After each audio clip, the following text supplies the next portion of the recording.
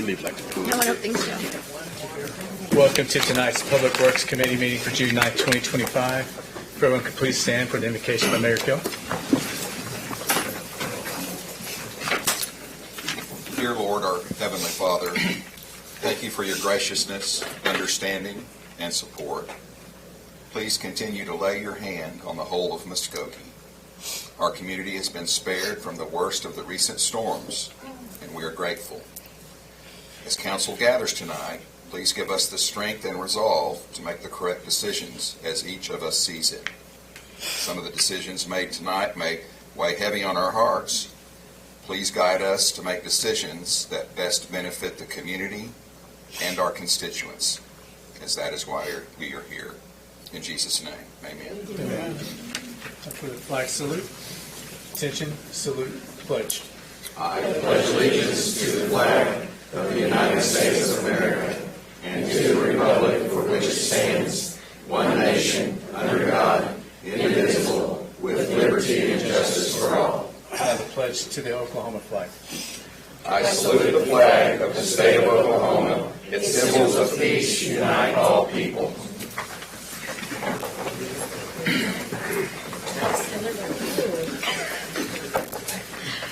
Item number 1, please. Consider approval of Public Works Committee minutes of May 12, 2025, or take other necessary action. Anybody had a chance to review the minutes? I move for approval. I have a motion and a second. Any further discussion? Roll call, please. Mike Brawley. Yes. Tom Martindale. Yes. Dan Hall. Yes. Melody Cranford. Shirley Hilton Flannery. Yes. Tracy Hoos. Yes. Jamie Stout. Yes. Deputy Mayor Derek Reed. Yes. Mayor Patrick Cale. Yes.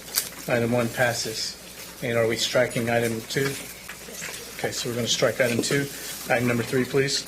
Consider approval to purchase 11 traffic signal battery backup units using pricing set forth in the City of Muskogee and TLS Group Incorporated Maintenance Agreement in the total amount of $109,065, or take other necessary action. Mr. Stewart. Yes, what this item is going to do is replace a bunch of battery backup units that we have on traffic signals around town. The list of the locations is in your packet. Most of these are on 69 Highway and Shawnee Bypass. We're primarily focusing around our main intersections that have huge amount of traffic volumes in them. This does replace 11 units. The total amount for this is $109,065. This is going to be completed by TLS Group, which is a contracted group that does our signal repair maintenance and our emergency repairs anyway. So this is doing it under contract with them. The reason we have it on the agenda is because the amount, the $109,065, this also is going to be paid out of a former sales tax, which will help us get that off the books. So we do recommend approval, and I'll try to answer any questions. One of the improvements, by the way, to this system is going to be when these battery backups go in, there will be a light on top of the control box that will light when the unit is actually running by battery backup, which will help us tell when that happens. So we do recommend approval, and I'll answer any questions, or Mr. Avery will assist me. Thank you. Anybody have any questions for Mr. Stewart? I move for approval. Have a motion and a second. No further discussion. Roll call, please. Mike Brawley. Yes. Tom Martindale. Yes. Dan Hall. Yes. Melody Cranford. Yes. Shirley Hilton Flannery. Yes. Tracy Hoos. Yes. Jamie Stout. Yes. Deputy Mayor Derek Reed. Yes. Mayor Patrick Cale. Yes. Item passes. Item 4, please. Consider approval of final payment for the Southwest Zone Mill and Overlay Project in the amount of $196,930.50 to Apex Central Incorporated, or take other necessary action. Mr. Rigney. So, yeah, I was going to tell you, Mr. Rigney's going to present it, but he has worked diligently on this project and has taken a lot of pride in it, so I want to give him that recognition. Thank you. So this is for the Southwest Zone final pay. Here's a picture of some of the streets that we did in the Southwest Zone. Here's an overall map of the southwest zone. So there's a lot going on this map. It has the micro seal as well, which we've done the final pay for already at council. So if you look at these blue lines for the overlay and red lines for the mill and overlay, you'll see that we got a lot done in the southwest zone as far as the total mileage of streets in that zone.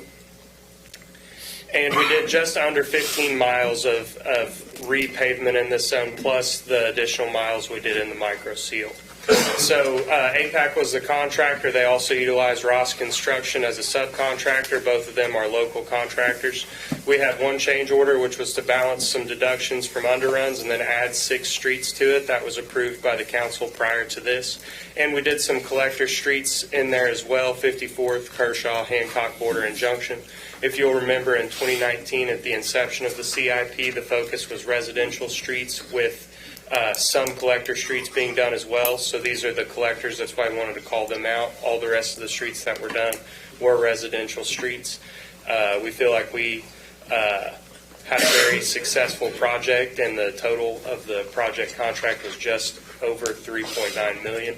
So there is still a little bit of money left in that zone for us to continue to do improvements. I want you to say one more time where that money came from for these streets. The 2019 CIP tax. I appreciate that, because there's some people that are sitting in this room right now that are saying, don't pass the next CIP, and this is how we pay for our streets. This is how we get stuff done in Muskogee. And I just want them to regurgitate that we need the CIP money for our future. Thank you. Thank you, Mr. Brigney. Does anyone have any further questions? My second. Have a motion and a second. Any further discussion?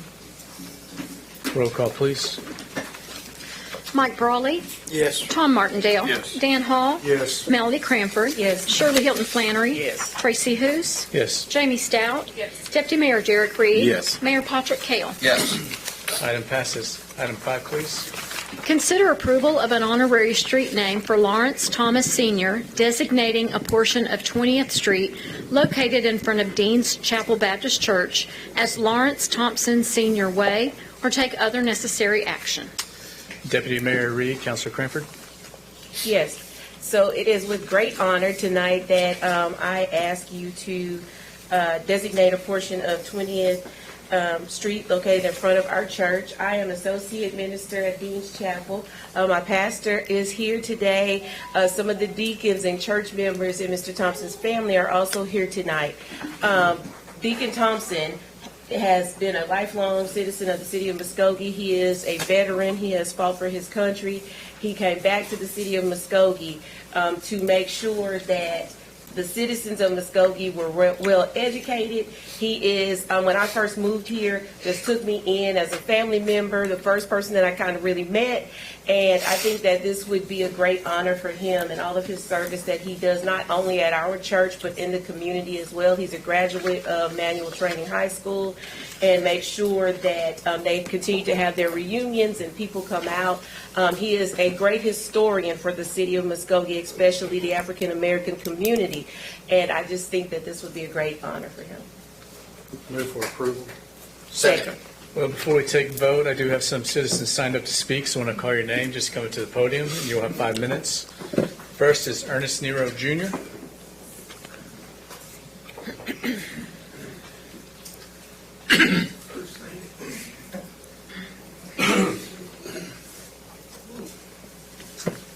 I'd like to be first. All right. Good evening.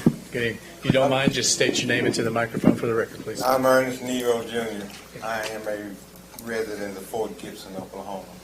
I've been a deacon at Dean Chapel Baptist Church for pretty close to 20 years. I've known Deacon Thompson a little over 20 years. He has been nothing but a mentor for me and someone that I have great respect for.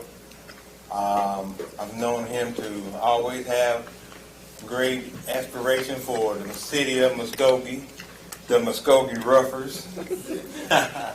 Like I said, I've known him for a long years. There's a few things that's great about him. We have a marquee on outside of our church, and he has been the one that goes up and changes this marquee. So if you've ever been by Dean Chapel Baptist Church, It's kind of like an S drive right in front of it. You can't miss the marquee. So he has a very great inspiration message every week that he has posted for years. So other than that, he shares a great birthday, and that's with me. Okay? I love the man as a mentor, as a father, and I always have decent respect for him, and I would think it would be a great honor to have his name put on our street.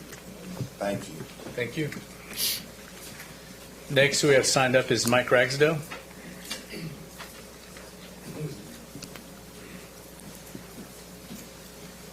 Good evening, everyone. My name is Mike Ragsdale.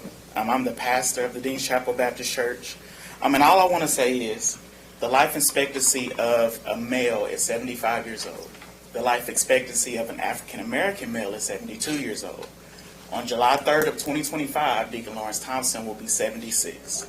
So we want to give him his flowers now while he can still smell them. So I thank you for your consideration on today. Thank you. Thank you. Next citizen we have signed up to speak is Lori Thompson.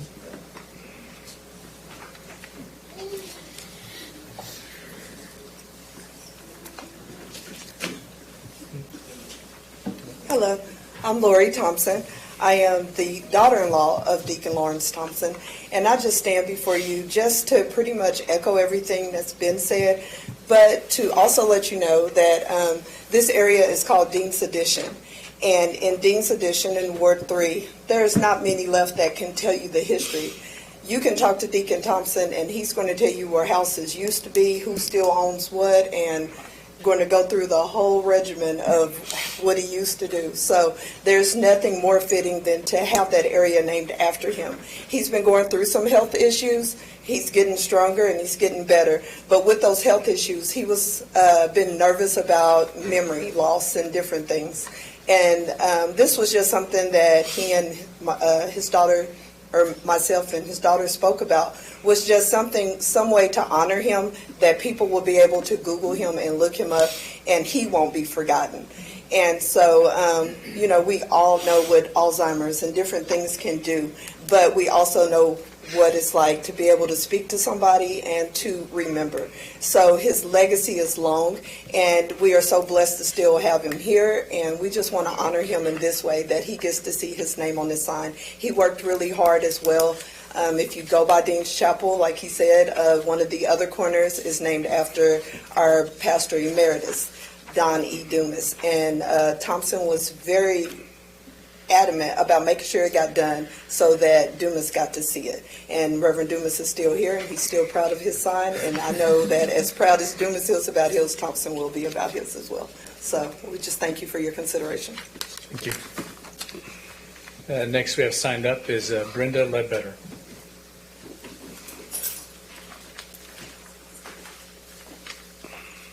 Hi, I'm Brenda Ledbetter. I've been knowing Lawrence since we were little bitty kids. We were raised up in the same neighborhood on the south side. We go to the same church. We are classmates. We went all the way through grade school, junior high, and high school, and we're proud classmates from Manual Training High School in 1967. He's always been a very caring and loving person, and I think it would be a great honor if he could be honored this way. Thank you. Thank you. That's all the citizens that we have signed up to speak for this item. I do have a motion and a second. Any further discussion? Roll call, please. Mike Brawley. Yes. Tom Martindale. Yes. Dan Hall. Yes. Melody Cranford. Yes. Shirley Hilton Flannery. Yes. Tracy Hoos. Yes. Jamie Stout. Yes. Deputy Mayor Jarek Reed. Yes. Mayor Patrick Kale. Yes. Item passes. Item 6, please. Consider approval of the appointment of John Hayes to the Muskogee Industrial Trust to serve a 6-year term, filling the expiring term of Stephanie Folsom, beginning August 1, 2025, and ending July 31, 2031, or take other necessary action. Councilor Stout? Yes, John will make a great replacement there on that board, continuing Stephanie, and I move for approval. I'll second it. Have a motion and a second. Roll call, please. Mike Brawley. Yes. Tom Martindale. Yes. Dan Hall. Yes. Melody Cranford. Yes. Shirley Hilton Flannery. Yes. Tracy Hoos. Yes. Jamie Stout. Yes. Deputy Mayor Jarek Reed. Yes. Mayor Patrick Kale. Yes. Item passes. Item 7, please. Consider approval of the appointment of Dave Ross to the Street Improvement Advisory Board to fill the unexpired term of Mike Brawley, commencing upon appointment and ending on January 31, 2027, or take other necessary action. Mayor Kell? Yes. This is to take the unexpired term of Mike Brawley. The Street Improvement Advisory Board is a pretty important board. Mr. Dave Ross has offered to be on that board through the convincing of Mike Brawley. Mike said he's going to be a wonderful choice, and he's a wonderful man, and I recommend approval. I have a motion and a second. Roll call. Mike Brawley. Yes. Tom Martindale. Yes. Dan Hall. Yes. Melody Cranford. Yes. Shirley Hilton Flannery. Yes. Tracy Hoos. Yes. Jamie Stout. Yes. Deputy Mayor Derek Reed. Yes. Mayor Patrick Kale. Yes. Item passes. I do have two citizens signed up to speak for general comments. So when I call your name, please come up to the microphone. First is Tara Park. Ms. Tara Park. Okay. Second is Mr. Ivory Van. And I don't see Ivory out there, so that concludes tonight's meeting. I want to call to order the Finance Committee meeting for June the 9th, 2025. Item number 1, please. Consider approval of Finance Committee minutes of May 12, 2025, or take other necessary action. Reviewing other minutes, are there any corrections or additions to our minutes? Move for approval. Second. Have a motion and a second to approve our minutes. Roll call. Mike Brawley. Yes. Tom Martindale. Yes. Dan Hall. Yes. Melody Cranford. Yes. Shirley Hilton Flannery. Yes. Tracy Hoos. Yes. Jamie Stout. Yes. Deputy Mayor Derek Reed. Yes. Mayor Patrick Kale. Yes. Item number 1 passes. Item number 2, please. Consider approval of claims for all city departments May 3rd, 2025 through May 30, 2025, or take other necessary action. Do we have a report from the Purchasing Committee? Report from the Purchasing Committee? Yes. The purchasing committee did meet this afternoon, and we approved the claims. I move for approval. Second. We have a motion and a second to approve our claims list. Any discussion? Roll call, please. Mike Brawley. Yes. Tom Martindale. Yes. Dan Hall. Yes. Melody Cranford. Yes. Shirley Hilton Flannery. Yes. Tracy Hoos. Yes. Jamie Stout. Yes. Deputy Mayor Derek Reed. Yes. Mayor Patrick Kale. Yes. Item number 2 passes. Item number 3, please. Hold a public hearing to discuss the City of Muskogee budget for fiscal year 2025, 2026, and take other necessary action. Mr. Reed? Yes, thank you, Mr. Chairman and members of the committee. I have a small... Hold on just a moment. We need to open the hearing. Oh, I'm sorry. We will consider ourselves in a public hearing at I'm this sorry. time. Go ahead. I'm sorry. Yes, I have prepared a small PowerPoint to review our budget for the year. It is kind of something that you've seen in the past. It's just a small snippet, but let's go ahead and move forward. As we like to say here in Muskogee, it is a privilege to make our neighbors' lives better every day. For today, we're going to present a balanced budget. We're going to discuss any changes and provide rationale for those changes. What does Muskogee do? Here's a small snippet of what the city does. We provide fire, police. We provide water and sewer for our citizens. We have an airport. Those are a lot of things that communities that don't have, that have at our size. To put in perspective, over the past roughly 14 years, you can see what our revenues and expenditures have done. As we want to see the blue line over the red line. There's years past that has not happened. As we get to the current year's budget, as you can see, you're going to see a small dip in our revenue projections. It's been a tough year here in Muskogee for our sales tax and other revenues, so we are projecting a reduction in our budget for the FY26 year. The highlights, we have our strategic initiatives, areas of interest, our reserve, our budget overview and principles. We will highlight the general fund and other funds such as tourism, economic development, and the civic center. Those strategic initiatives are streets and infrastructure, public image, economic development, housing, and tourism. A quick look at our reserve fund status. To start the FY25 year, we were just over 22%. We did have to dip into our reserve fund this year to cover some unexpected expenses, so we currently sit at 20.65%, which is still above the 20%, which is what we strive to be, at least above 20%. The principles that my department runs by: the budget must comply with statutory, charter, and local ordinance considerations. Budget must be in balance. We spend current revenues only. Of course, we do have those occasional emergencies and planned one-time events, and we want to preserve the long-term fiscal health of the city. As you can always refer back, what the budget book was on the website for review.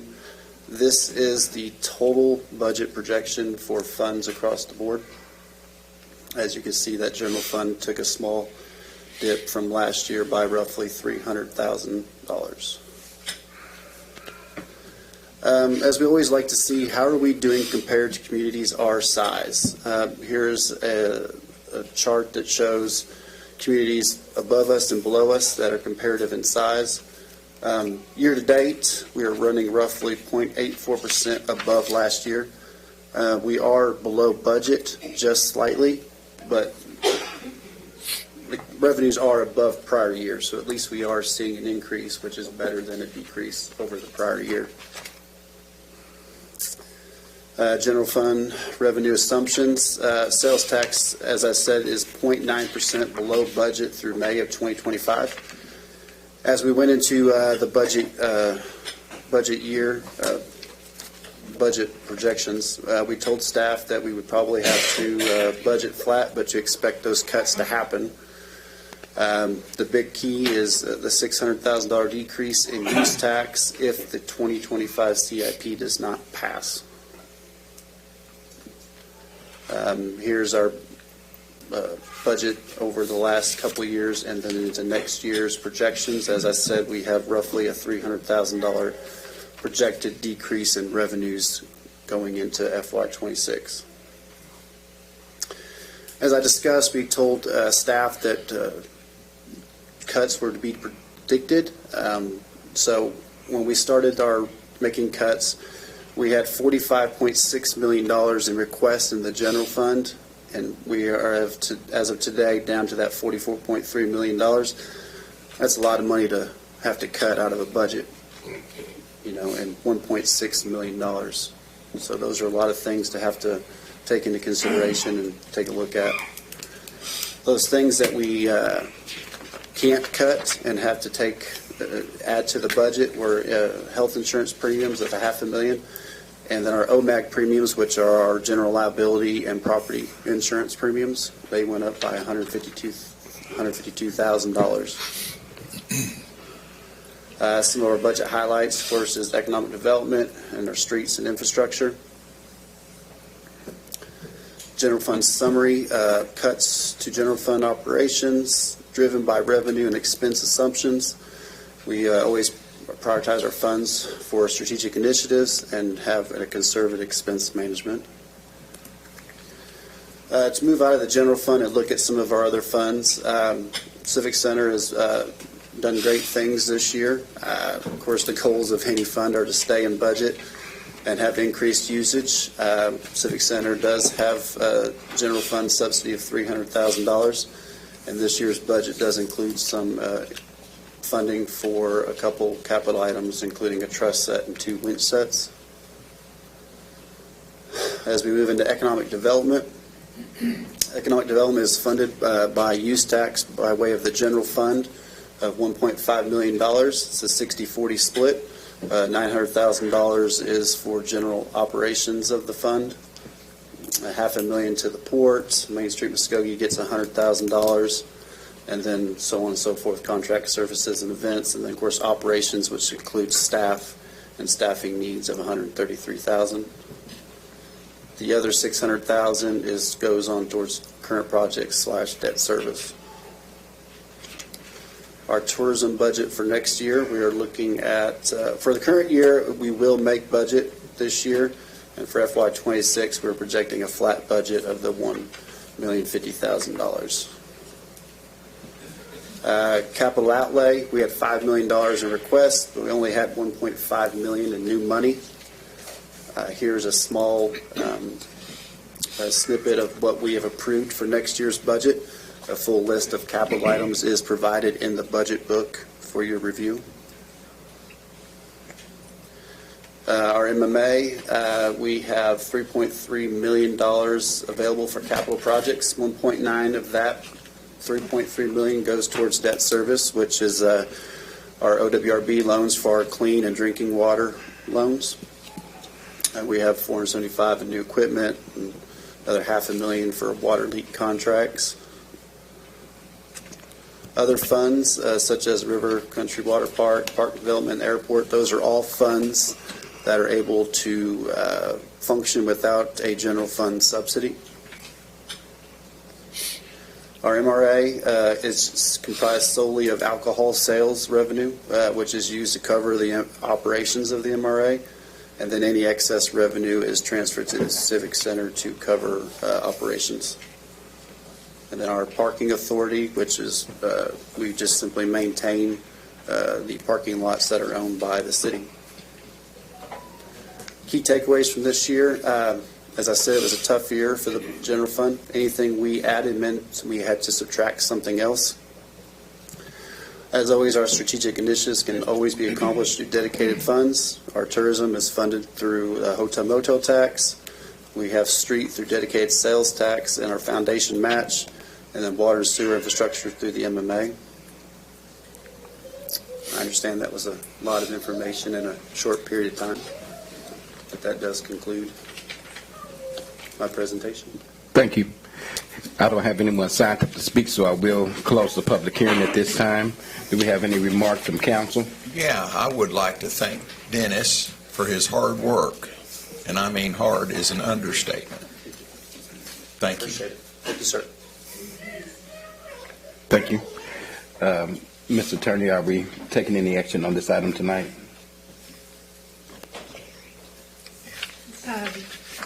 No, we're just having a public hearing on it. Right. So with that being the case, if there's no other comments, we'll go to item number 4, please. Consider approval to accept the recommended bids for water treatment plant chemicals for water treatment as follows. 1, chlorine at 1.258 per pound to Brentag Southwest. 2, fluorosilicic acid at 0.262 per pound to Pinco Incorporated. 3, polyphosphate at 0.61 per pound to Hawkins Incorporated. 4, aluminum polymer liquid blend coagulant at 0.4334 to Brentag Southwest. 5, sodium chloride solution at 0.655 per pound to International Dioxide Incorporated. 6, ferric chloride at 0.2435 per pound to Brentag Southwest. And 7, copper sulfate at 0.64 per pound to Brentag Southwest, or take other necessary action. Mr. Stewart? Yeah, I'd like to congratulate Ms. Tracy on getting through that almost flawlessly. That has been a mouthful over the years. So we recommend low bid on all these chemicals except item number 4. And we presented in the purchasing committee that staff wants to take the next bid, which was from WaterTech Incorporated, at 0.455 cents per pound, due to the fact that that company has been supplying us for many years, and they work with city staff very well. This was approved at the purchasing committee, and I'll answer any questions, but do recommend approval with that amendment. Thank you. Any questions or comments? I move for approval As amended. as amended. Second. Have a motion and a second to approve this agenda item as amended. Roll call, please. Mike Brawley. Yes. Tom Martindale. Yes. Dan Hall. Yes. Melody Cranford. Yes. Shirley Hilton Flannery. Yes. Tracy Hoos. Yes. Jamie Stout. Yes. Deputy Mayor Jerry Creed. Yes. Mayor Patrick Kale. Yes. Item number 4 passes. Item number 5, please. Consider approval of the lowest and/or best bids for road materials from Glover and Associates Incorporated, Cooks Consulting LLC, and APAC Central DBA Arcola for fiscal year 2025-2026, or take other necessary action. Mr. Rigney? Yes, so these are our road material bids, rock, sand, asphalt, everything that we use on a daily basis for operating. The cost stayed the same generally from last year with some expected cost of living increases, but they're in line with what we expected. All these products are ODOT spec, so it ensures we're getting good quality products. We reserve the right to test any products so that we can ensure that quality. And with that, I'll be happy to answer any questions. We do recommend approval. Thank you. I'm going to ask the same question I asked upstairs, and Dan, I was kind of feeling like you. These products that we use, are these top-of-the-line products? Are these products that other cities use? Can you explain the products that we use on our streets? So, Deputy Mayor, these products that we use are the same ones that just about everybody in Muskogee County uses for road improvement, and they all are ODOT spec materials. And at any time, as I restated before, we can test them. We do think they're all quality products, and we have no issue and have not had none in the past, and we have been buying from these same companies for years. Thank you. Any other questions or comments? Move for approval.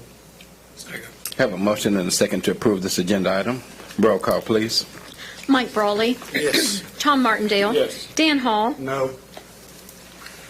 Melody Cranford. Yes. Shirley Hilton Flannery. Yes. Tracy Hoos. Yes. Jamie Stout. Yes.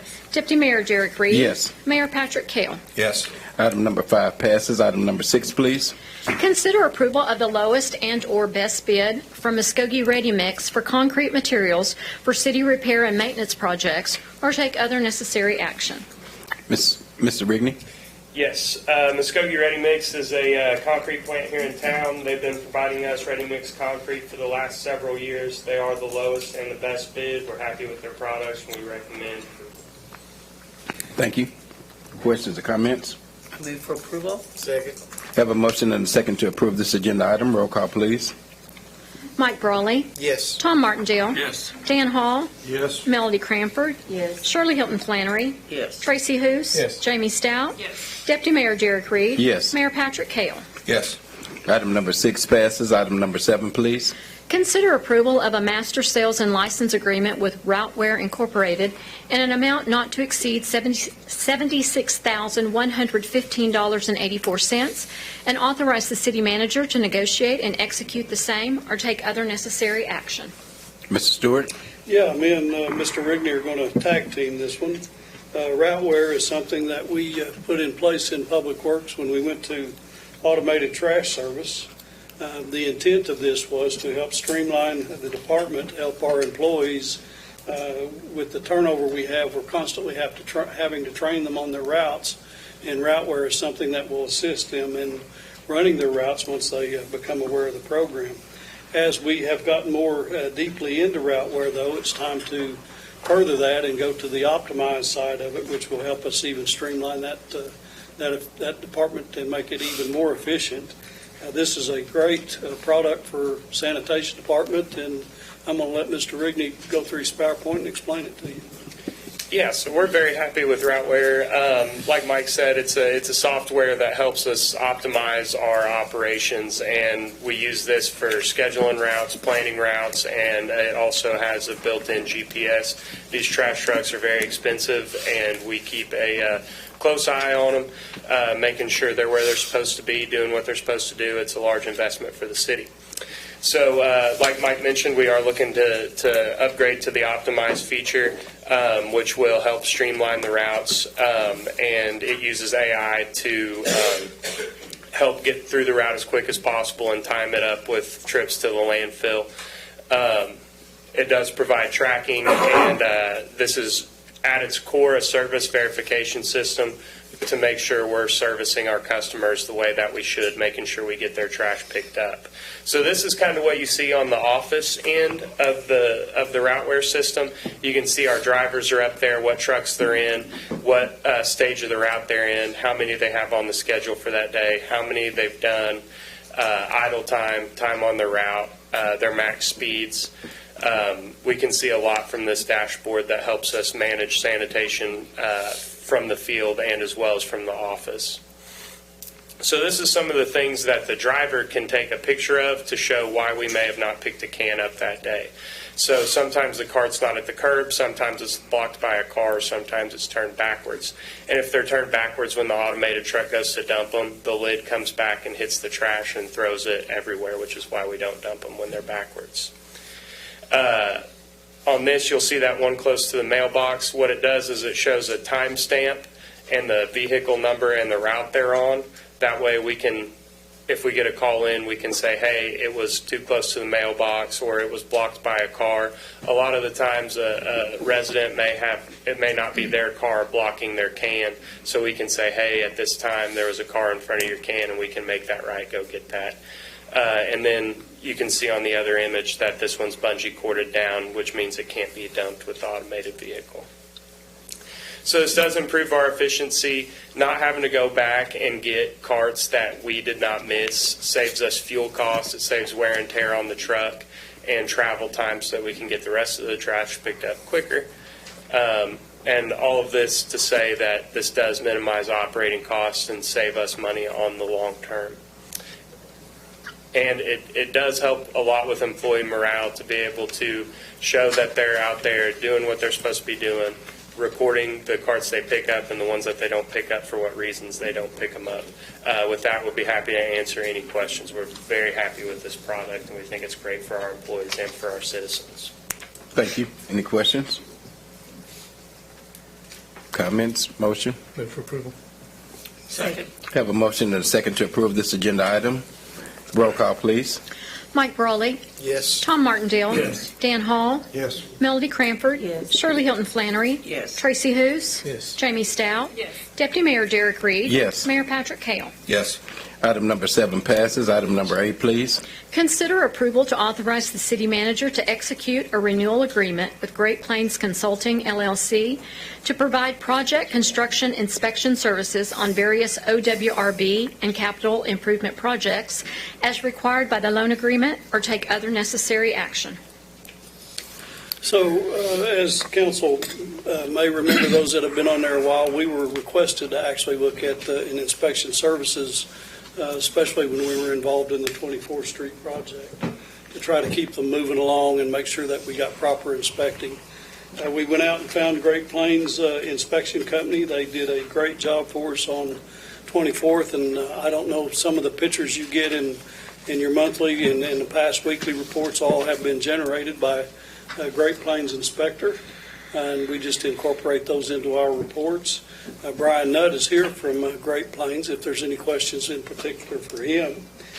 Some of our contracts, especially with OWRB, do require us to have specialized inspection services, and that is incorporated into our loan. So a lot of this is being paid for out of our OWRB loan money, and then, of course, out of our public works funds as we have them inspect separate public works projects.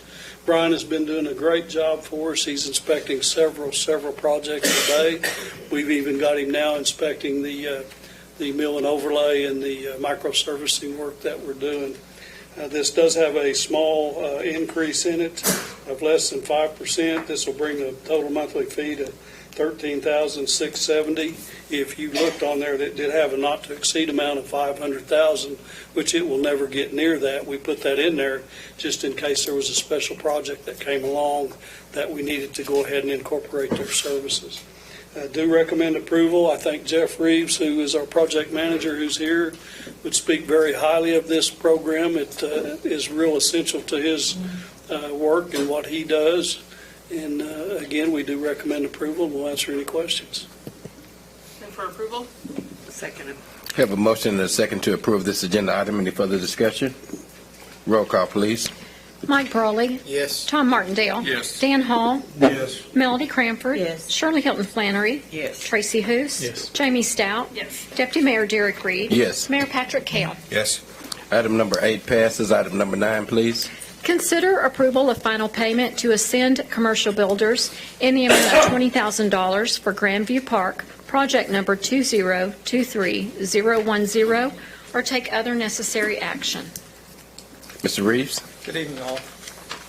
This project was a $1.5 million project.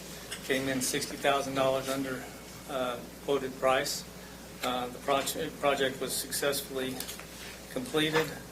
The new playground equipment meets and exceeds federal standards for listed as ASTM 148721 for 2 through 12-year-olds, which basically means that the materials and the equipment have been tested and approved by the federal government. The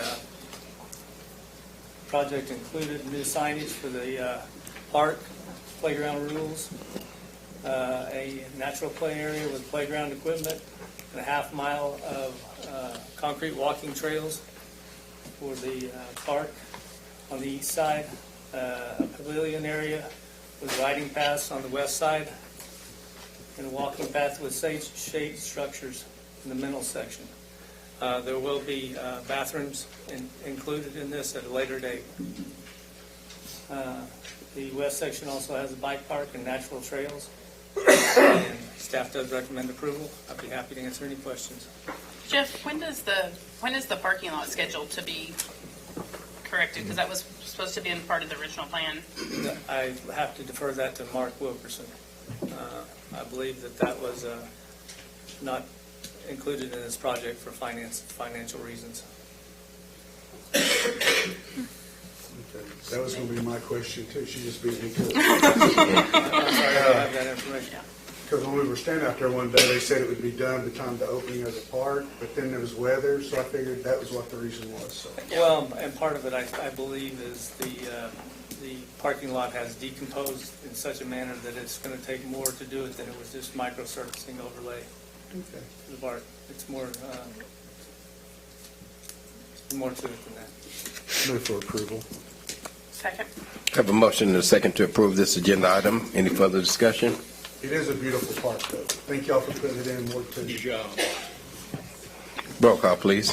Mike Brawley. Yes. Tom Martindale. Yes. Dan Hall. Yes. Melody Cranford. Yes. Shirley Hilton Flannery. Yes. Tracy Hoos. Yes. Jamie Stout. Yes. Deputy Mayor Derek Reed. Yes. Mayor Patrick Kell. Yes. Item number 9 passes. Item number 10, please.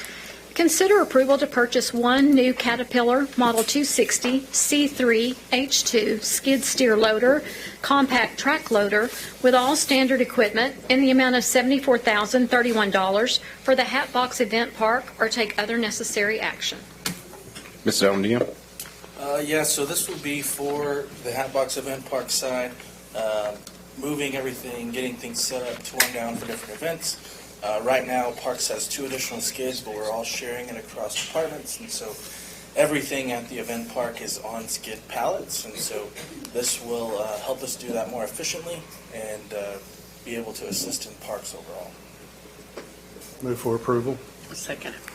Have a motion and a second to approve this agenda item. Any further discussion? Roll call, please.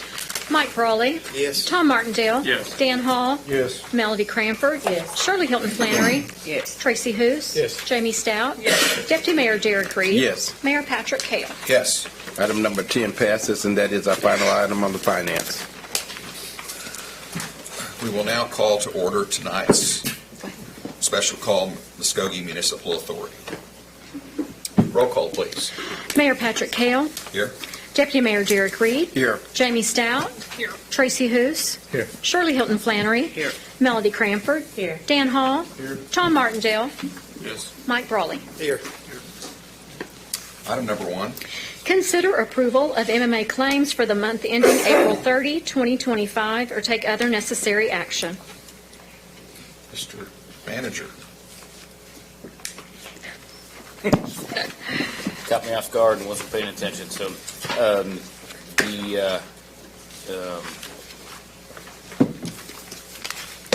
we are recommending the claims for the month ending April 30th. We've reviewed them, and I recommend approval. Motion for approval. I move for approval. Second.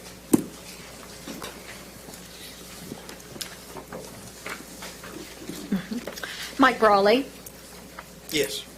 Tom Martindale. Yes. Dan Hall. Yes. Melody Cranford. Yes. Shirley Hilton Flannery. Yes. Tracy Hous. Yes. Jamie Stout. Yes. Deputy Mayor Derek Reed. Yes. Mayor Patrick Kell. Yes. Item passes.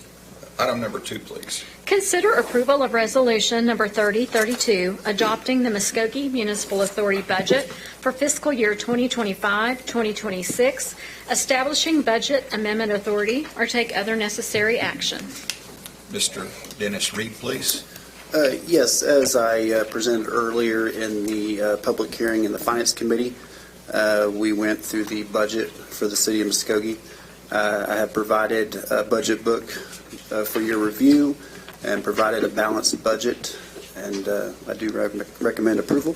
I'm happy to answer any questions. Any questions? I move for approval. Second. We have a motion and a second. Roll call. Mike Brawley. Yes. Tom Martindale. Yes. Dan Hall. Yes. Melody Cranford. Yes. Shirley Hilton Flannery. Yes. Tracy Hous. Yes. Jamie Stout. Yes. Deputy Mayor Derek Reed. Yes. Mayor Patrick Kell. Item passes. Thank you. This meeting's now adjourned.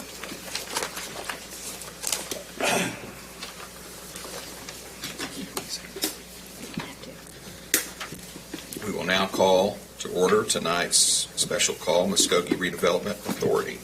Roll call. Mayor Patrick Kell. Here. Deputy Mayor Derek Reed. Here. Jamie Stout. Here. Tracy Hous. Here. Shirley Hilton Flannery. Here. Melody Cranford. Here. Dan Hall. Here. Tom Martindale. Here. Mike Brawley. Here. Item number 1, please. Consider approval of Resolution Number 3034, adopting the Muskogee Redevelopment Authority budget for fiscal year 2025-2026, establishing budget amendment authority, or take other necessary action. Mr. Reed? Yes, as discussed earlier in the public hearing, I've provided the budget book for your review, and I do recommend approval. I'm happy to answer any questions. I move for approval. Second. We have a motion and a second. Roll call. Mike Brawley. Yes. Tom Martindale. Yes. Dan Hall. Yes. Melody Cranford. Yes. Shirley Hilton Flannery. Yes. Tracy Hous. Yes. Jamie Stout. Yes. Deputy Mayor Derek Reed. Yes. Mayor Patrick Kell. Yes. Item number 2, please. Consider approval of Resolution Number 3037, a joint resolution of the City of Muskogee, Oklahoma, and the Muskogee Redevelopment Authority, accepting the responsibilities as designed to the authority by the city pursuant to the Muskogee Urban Renewal Area, Shawnee Avenue, Economic Development Project Plan adopted by the city, providing preliminary approval of a term sheet in connection with the proposed issuance of the authority's tax increment revenue note, taxable series 2025, requesting the Muskogee Foundation to consent to the issuance of the note and agree to the modification of certain payment guarantees in accordance with the term sheet, approving professional services agreements related to financing professionals, and containing other provisions relating thereto, or take other necessary action. Ms. Tara Shows. Actually, I'm going to take that item for tonight. Okay. She's prettier than you, but that's okay. I'll agree to that.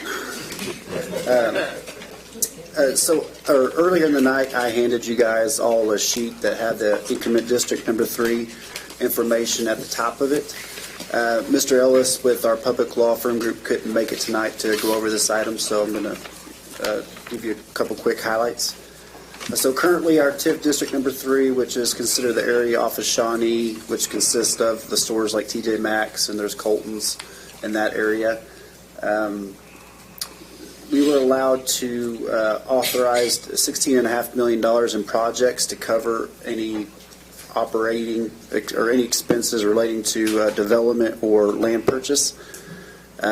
We only took out roughly $11.5 million of that debt.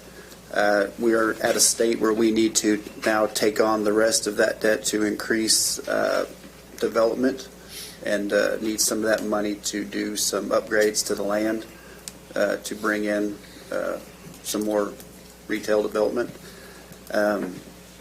So basically we're looking at funding an additional $4.2 million. The way this would be structured is we get the $4.2 million, the money would stay in the bank until we need to draw it down from the bank. We currently need $1.5 million for some improvements to the area. So in order us to do that, we need your permission to get the foundation to guarantee the loan with Bank First, which they're currently the guarantee on the existing money. They hold the notes for both the development side and the land purchase side of the TIF. So basically, we need your permission to proceed with that. We do recommend approval. Got a question. I know that we're doing a big drainage project out there. Is this for that? I think that is something part, different. yeah, that is part of the what we need the money for. Yes, because I think we need to increase that the drainage back behind the current TJ Maxx for the development. Yes. Tara, do you have anything to add to that? So this is for the infrastructure incentive for the large retail development that we've been working on for the past year. Okay, so, and I thought that's a big area that we're working on. I just thought that is the drainage not part of that, or was it a separate? It'll be a separate project out of next year's storm. Okay, thank you. Yeah, the 1.5 is what we need currently right now. And at any point we decide we need further development needs, we will then come to you and to the foundation to make sure they are approval of any more money that we draw down. We won't draw any more money down than we need at the current time. It just will be made available to us if we need it. Thank you. I'm excited to have that project. Any questions? Can I have a motion? I'll make a motion for approval. Second. I have a motion and a second. Roll call. Mike Brawley. Yes. Tom Martindale. Yes. Dan Hall. Yes. Melody Cranford. Yes. Shirley Hilton Flannery. Yes. Tracy Hoos. Yes. Jamie Stout. No. Deputy Mayor Derek Reed. Yes. Mayor Patrick Kale. Yes. Item passes.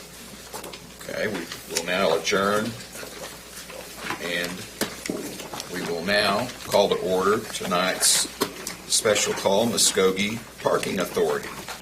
Roll call, please. Mayor Patrick Kale. Here. Deputy Mayor Derek Reed. Here. Jamie Stout. Here. Tracy Hoos. Here. Shirley Hilton Flannery. Here. Melody Cranford. Here. Dan Hall. Here. Tom Martindale. Here. Mike Brawley. Here. Item number 1, please. Consider approval of Muskogee Parking Authority minutes of April 14th, 2025, or take other necessary action. Move for approval. Second.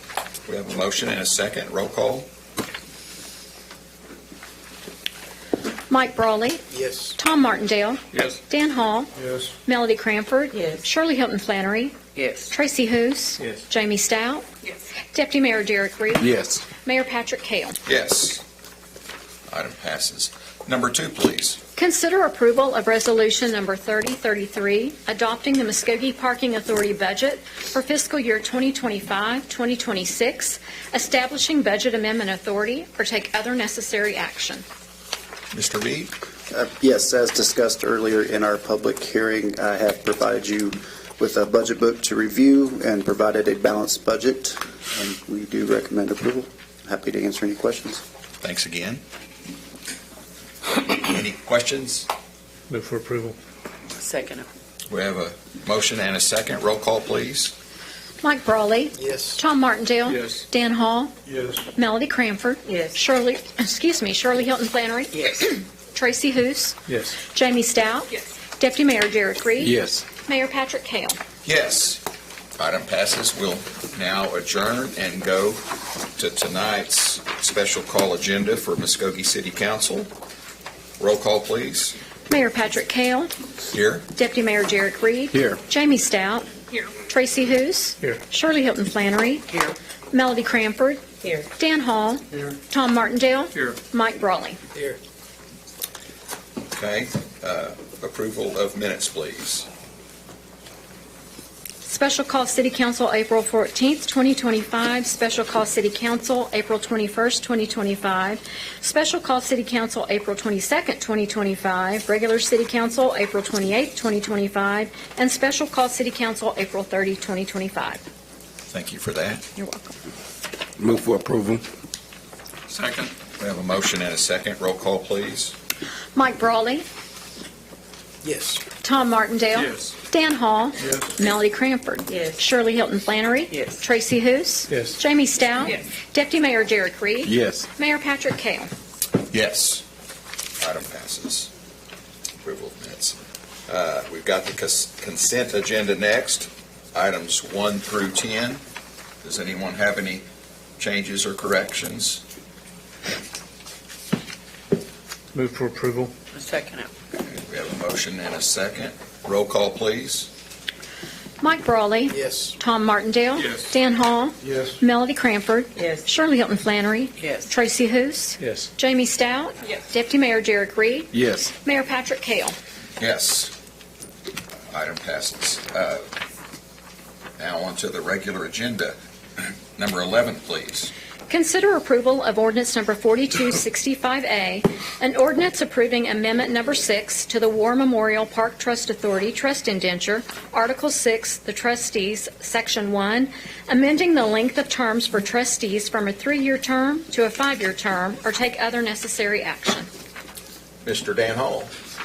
Well, this is going to be an interesting agenda item for me. It just is. So, when I first got elected, I was not in favor of messing with the term limits of our boards and our trust for the city. I was definitely not in favor of extending them. So they give me this job to do because I'm on the War Trust Memorial. The reason why they want to move it out is because we have a lot of stuff going with about moving the Baptist to its new resting place, and there's a lot of legal stuff going on. There's a lot of money that needs to be raised, and so they're really wanting to keep the same board intact through all this, because every time you bring someone on new right now, you're going to have to explain to them what's going on. You're going to have to babysit them through each one of the agenda items where the people that are already on there kind of know what's going on. It's kind of a two-edged sword for me tonight because I don't want to extend anybody's boards or trust, but they've asked me to put it on since I'm the city councilman. So I'm going to put it out there. I need a motion for number 11. Dan, first I'm going to say that's an excellent move considering what's going on with the Batfish right now and what they're doing. And it's going to be a project that might run 5 years or so, we hope. And they need all the expertise that they have on that board now. It's a good, solid board. And for them to continue together and see that through is a great idea. So thank you for bringing that forward. And they need that to happen, but someone will make a motion. I'll make the motion to move for approval. I'll second it. We have a motion and a second. Roll call. I have a quick question. Yes, Are sir. they not allowed to do consecutive terms? I have no idea. I don't- I believe in their bylaws they are not, but I can double check that for you. Okay. They can't, okay. Thank you. Roll call. Mike Brawley, Yes. Tom Martindale. Yes. Dan Hall. No. I'm sorry. I got to stick with what my heart is here, guys. It's my agenda item, but I still got to do what I got to do. That's weird. Melody Cranford. Yes. Shirley Hilton Flannery. Yes. Tracy Hoos. Yes. Jamie Stout. All right. Yes. Deputy Mayor Derek Reed. Yes. Mayor Patrick Kale. Yes. Item passes. Sorry about that, guys. Dan, I take back what I said. Item number 12. Consider approval of Resolution Number 3031, approving the City of Muskogee budget for fiscal year 2025-2026, establishing budget amendment authority, or take other necessary action. I know this is your first time. Mr. Reed. Yes, as discussed earlier in our public hearing, I have provided you with a budget book and a balanced budget. I do recommend approval. I'm happy to answer any questions. Any questions for Mr. Reed? Move for approval. I second it. We have a motion and a second. Roll call, please. Mike Brawley. Yes. Tom Martindale. Yes. Dan Hall. Yes. Melody Cranford. Yes. Shirley Hilton Flannery. Yes. Tracy Hoos. Yes. Jamie Stout. Yes. Deputy Mayor Derek Reed. Yes. Mayor Patrick Kale. Yes, item passes. Number 13, please. Consider approval of Resolution Number 3030, requesting the annexation of the remaining parcels in the John T. Griffin Industrial Park 2, establishing a zoning classification of I-1 light industrial zoning classification, setting a date for a public hearing, and directing staff to take the necessary steps in compliance with state statutes pertaining to the annexation request or take other necessary action. Ms. Bodenhammer. Thank you, Mayor. Pursuant to state statutes, we have to get direction from the staff to publish and follow all of the state laws in annexing property in. At this time, we are requesting direction and permission to go ahead and file our notices for annexation of the remaining property located in the John T. Griffin Industrial Park. We will bring that in as a zoning classification of light industrial. And we would, again, request direction from staff. I'm going to hand this over, or for direction for staff, I'm going to hand this over to Sarah Winkle, our interim planning director, to go through her PowerPoint on it. Thank you, and I do have a PowerPoint.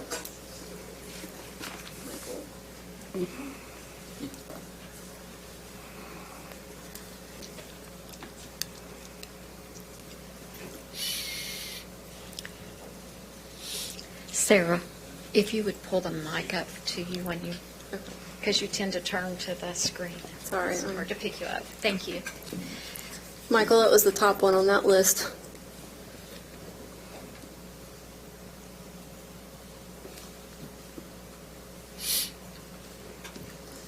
Okay, so the remaining parcels in the John T. Griffith Industrial Park include 6 parcels that abut the city limits, and they are contiguous to the city of Muskogee corporate limits. The city is also going to take in the surrounding infrastructure.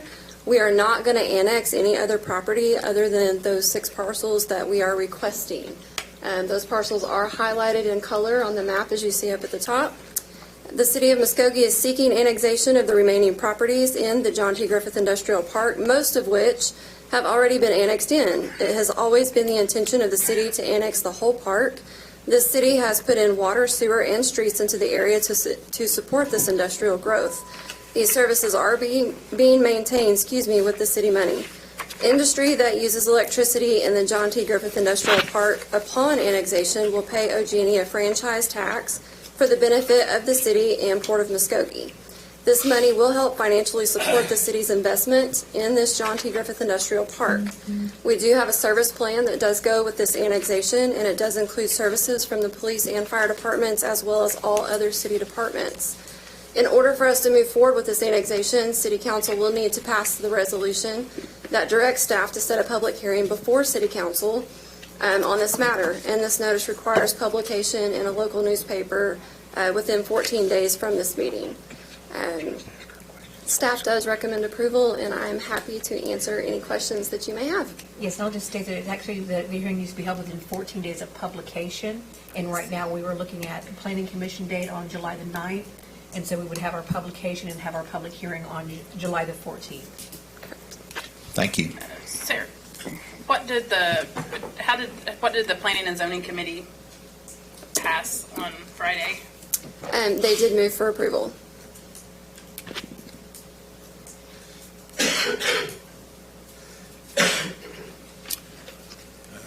Next, we have some folks that have asked to speak. We've got 5 minutes apiece. Right now, we'll call Andrea Hamlin. Or is that Andrea? Andrea? She can't do that. Okay.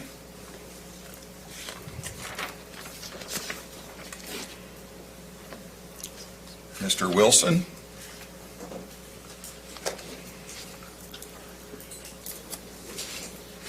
Is that Mr. Earl Wilson?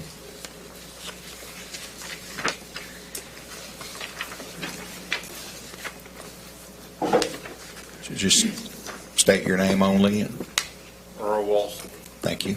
If you annex this, it'll take the jobs away from workers over there, especially my son and other people over there.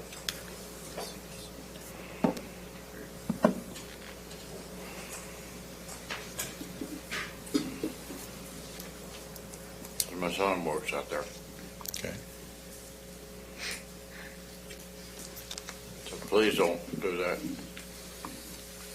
Because it provides a lot of work for them.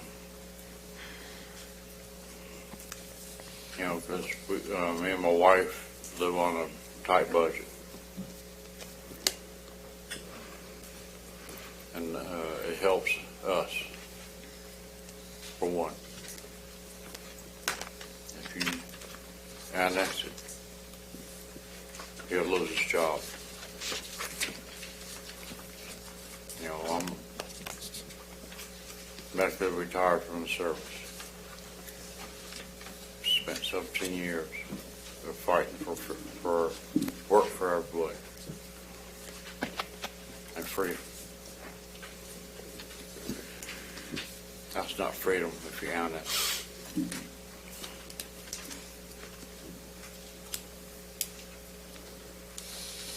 So please don't. Sorry to say. Mr. Wilson, thank you for your comments, and thank you for your service.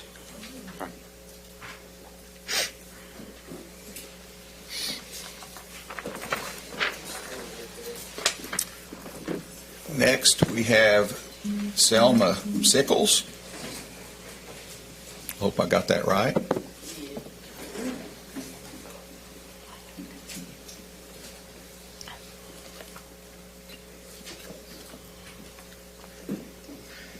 My name is Selma Sickles, and as my husband stated, my son works for Polaris.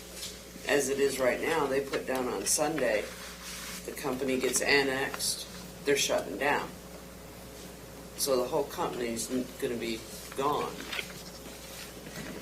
It will affect everybody, not just my family, but every person that works there and their families.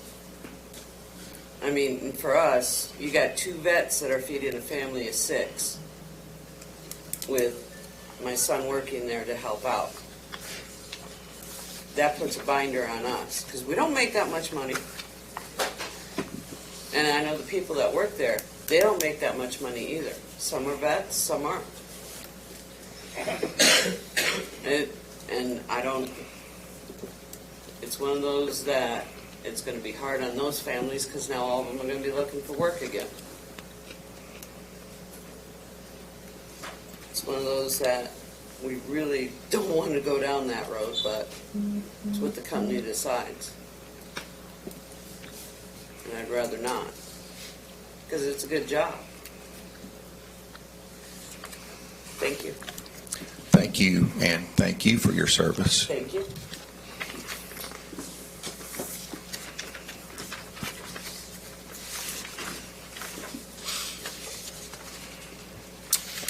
Okay, next is Mr. Dan Chikakis. Pardon me.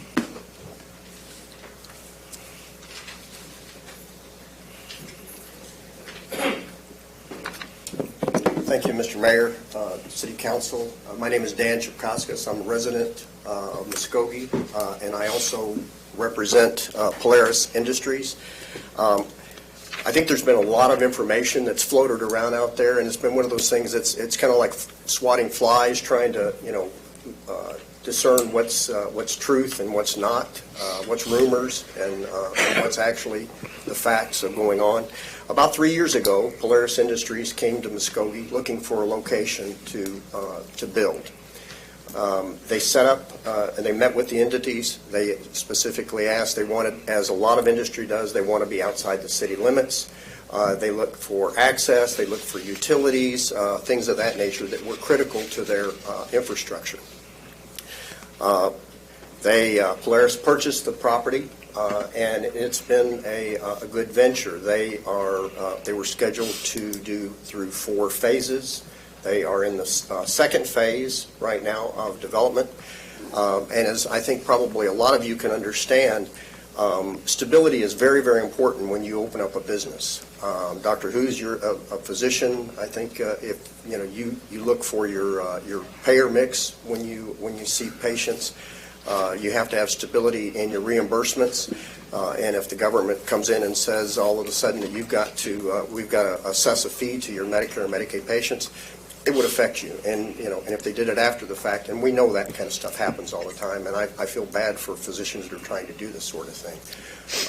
Ms. Hilton, when you're in the banking industry, the government comes in and they establish rules and regulations. Once you're already open, and they can put a bank right out of business, as you probably know and are aware.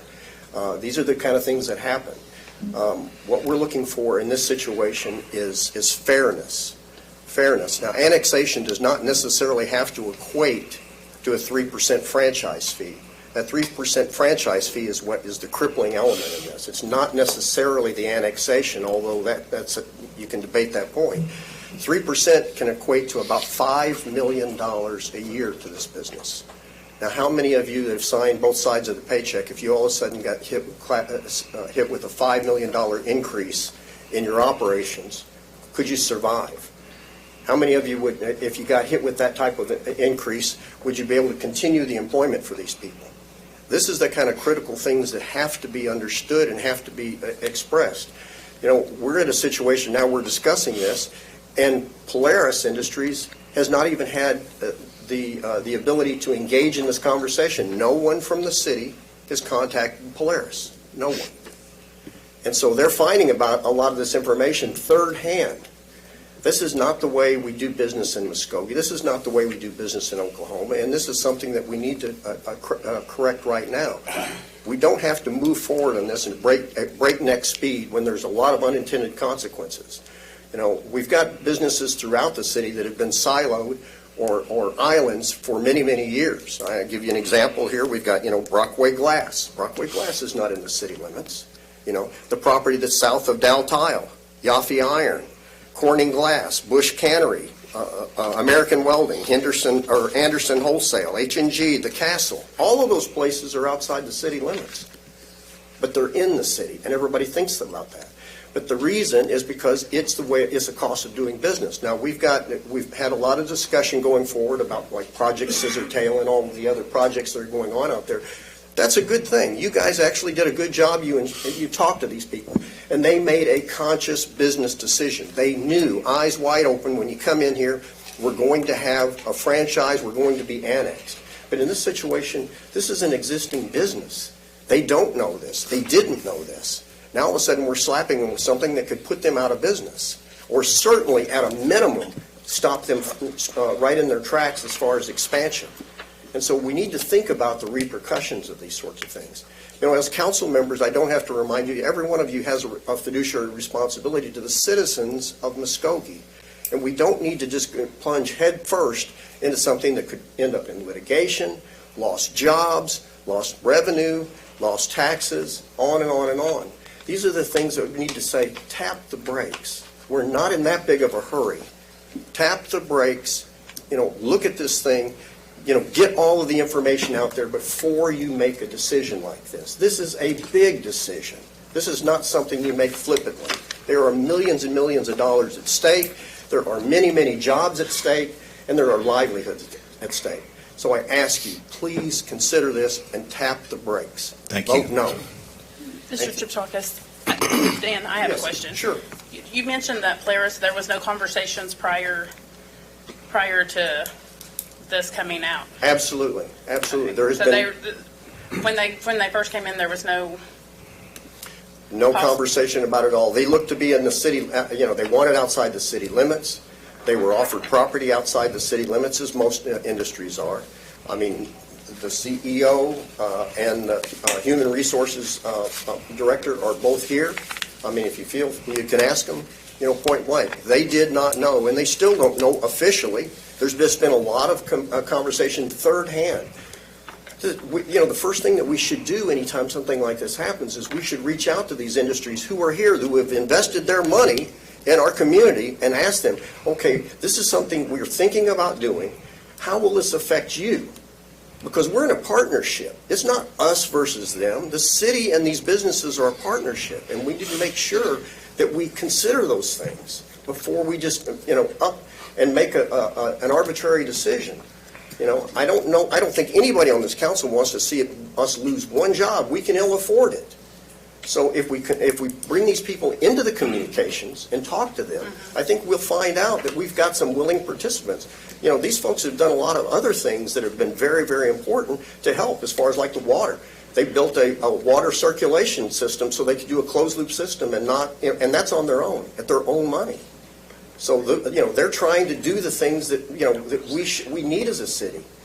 So this is a good partnership. We need to keep good partnerships like this, and we need to engage them in the dialogue, not ostracize them or alienate them and run them out of business.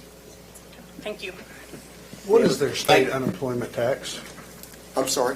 What is the number of employees on their state unemployment tax? I couldn't tell you the exact number on it, Dan. I mean, I think that their number. What they do and ask them? Yeah. We have 80 employees. 80 employees. 80 employees. And they all live in Oklahoma? Yes. Okay. Yeah. Through phase 4, the anticipation employment number should be in about 200 to 250, as I understand. Thank you. This is a significant company. Thank you. Mr. Michael Gregg. Michael Gregg, I think you know me. Mayor and council, my question is, I'm sure you've gone through the normal contractual agreements that you have with every other business, which you sign a contract with Polaris, I'm assuming. Is that a yes or no? If you got a contract with them, no contract? We have a water contract. There's no other contract. No other contract. So the land was purchased prior to by someone, is that correct? Are you talking about the land that Polaris sits on? That is correct. Yes, sir. My understanding is they purchased that property right after we finished annexing one portion of John T. Griffin Industrial Park, and I think this will be addressed later this evening by a speaker, that they were aware that we were going to annex the entire park. Okay. The only reason I'm addressing it is because we have had many discussions about damaged fairness, but we've had many discussions about having transparency, or as Patrick likes to say, another word, but we need to be sure that when we talk to people that are coming here or are here already established a business, that there's a certain level of trust. And Dan mentioned it as we talked about trust before. We know as a city, through multiple projects that have gone through here, and it's been stated by the mayor himself and other members here, plus other people within the city itself, that there's a lack of trust in our city government. There's no question about it. We've all said this, and you've all agreed to it, every one of you, at one time or the other. My point is that when we are in dialogue with people, and you want the trust of the citizens, and I've been here before, and I've said this very pointedly, that to develop trust, there's got to be honor and integrity among those involved on both sides. And I'm interested in seeing how that progressed from that standpoint. And if that's an agreement that they had between the city and them, then they're here at the will of the change, and that's okay.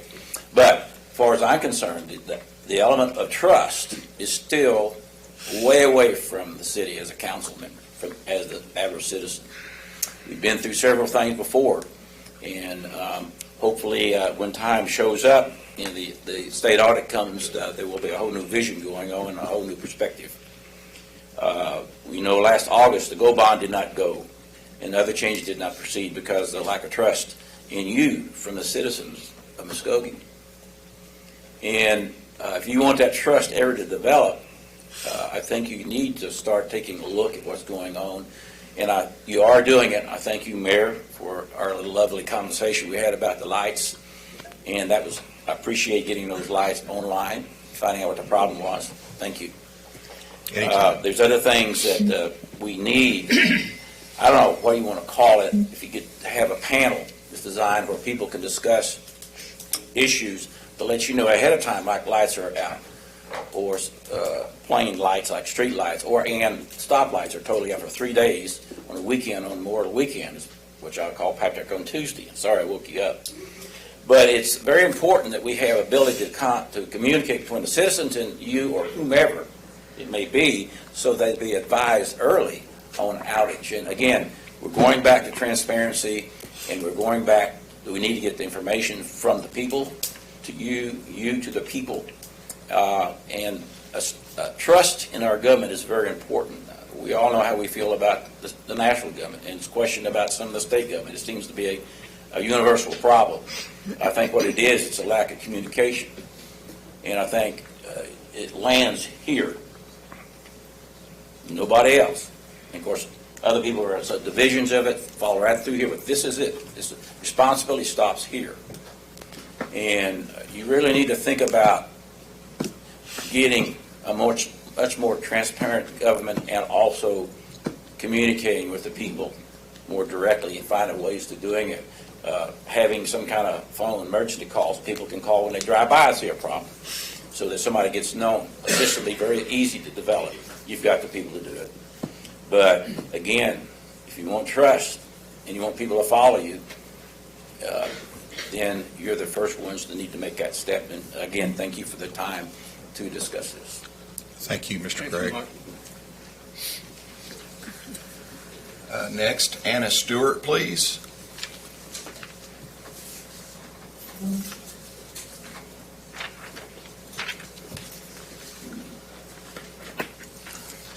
Good evening, council members.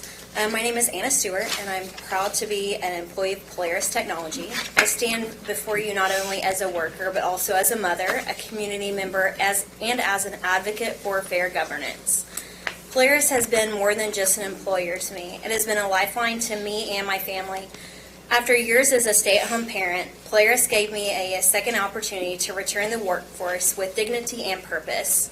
They support working parents, value family time, and foster a workplace where employees thrive.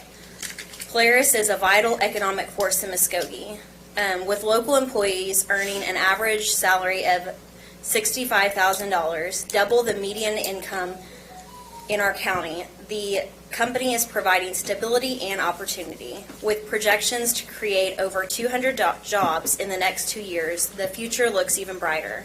These jobs that sustain families, empower individuals, and uplift our community. However, Polaris is now facing a push for annexation, a move that threatens the livelihood of every employee and casts doubt on the city's commitment to fair business practices. This proposed action does not align with the precedent set for other major job creators. Annexation would impose an additional financial burden on Polaris, a company already contributing $1.5 million annually in city and county taxes, forcing them to divert resources away from growth, job creation, and employee well-being. Beyond the numbers, Polaris is about people. We have weekly family-style lunches, bringing employees together in a spirit of camaraderie. Open communication between staff and management ensures that every voice is heard and valued. I have spoken to countless colleagues, and this sentiment is clear. Polaris has changed lives for the better. If the city proceeds with this annexation, it sends a troubling message to local businesses that promises can be overturned and partnerships with leadership may not be honored in good faith. This is not just about Polaris. It is about trust, stability, and the economic health of Muskogee. As a mom with children at Hilldale, I also understand the importance of Polaris contributions to local schools. The company's financial support aids in shaping the future of our young people. Annexation risks weakening this contribution and endangering the very resources our children rely on. I urge the council to reject this proposal and let Polaris continue to flourish as a beacon of opportunity, innovation, and prosperity for Muskogee. We must stand together to protect not just one company, but the fundamental fairness that allows all businesses to thrive. Thank you. Thank you. Thank you. Mr. Charles Crawford.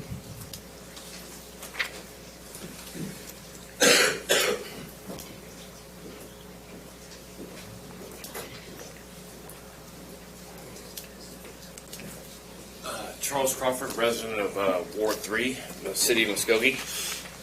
Thank you, ladies and gentlemen.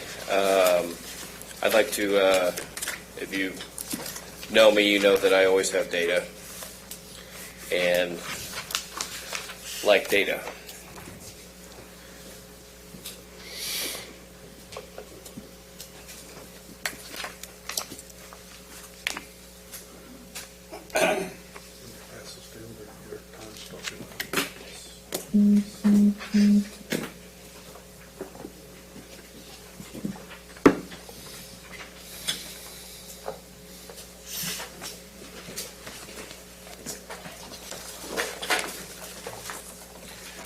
Okay, we've heard from some Polaris employees about timing and the annexation of the Polaris property that's part of the John T. Griffin Industrial Park into the city limits. Into city. Wait.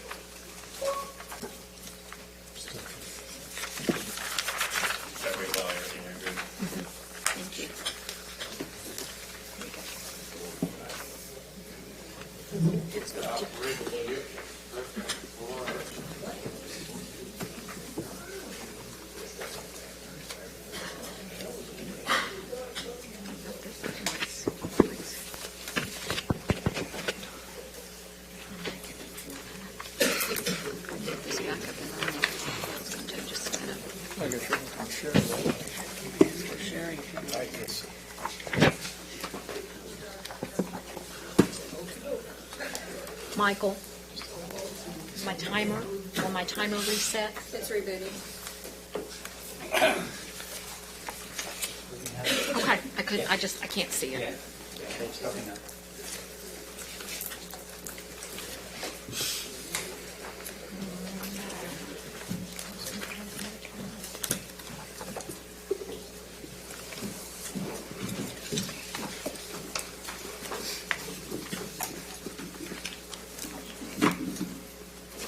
Does anyone just want to use a stopwatch or? I'm trying to pull one up here, if you'll give me just a moment.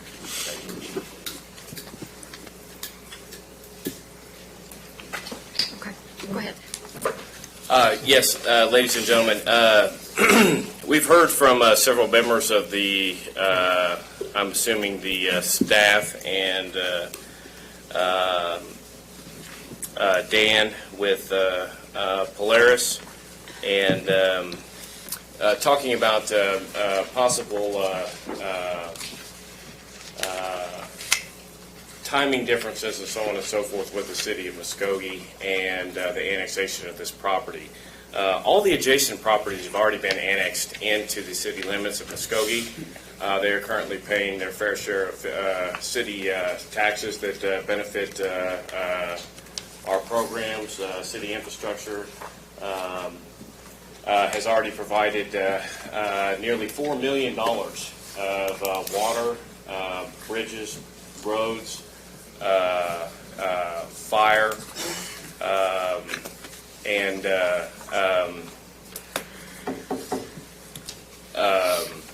the actual road pavement and road bed itself of improving South 24th Street for the benefit of Polaris and the other entities that have already been annexed into the city limits. I find it interesting that Polaris Technologies was surprisingly quiet when Core Scientific and Ferdinand Technologies were annexed into the city limits, and they now complain about it now, being directly adjacent to these other properties, while they were surprisingly silent. As far as timing goes, Polaris purchased the property by deed, warranty deed, according to Ron Dean's office, on 5/23/2023 for estimated sale of $1 million, and the grantee was Polaris Technology, Inc. One of the items that I sent out first was the the Yahoo Finance, which is basically the simplest way of seeing the market cap and the beta earnings of Polaris Inc., New York Stock Exchange symbol PII. The market capital as of this morning of Polaris is $2.345 billion. To ask Polaris to sit there and contribute to what the city has already paid for infrastructure, fire, police, telecommunications, the ability to travel down 24th Street safely, the ability to use roads that I use, my neighbors use, my fellow farmers that our friends and family use as well. The city has done a fantastic job in providing that infrastructure and providing Polaris a nice place to call their business home. I fully agree with the city and what they're proposing here. And one of the most important reasons is that Polaris has been found guilty of several Department of Environmental Quality significant violations, which are still at large and still at issue. One of the items that I did pass out to the ladies and gentlemen of the council and Mr. Mayor and Mr. Vice Mayor is Department of Environmental Quality complaint number 189861, which highlights numerous infractions by Polaris.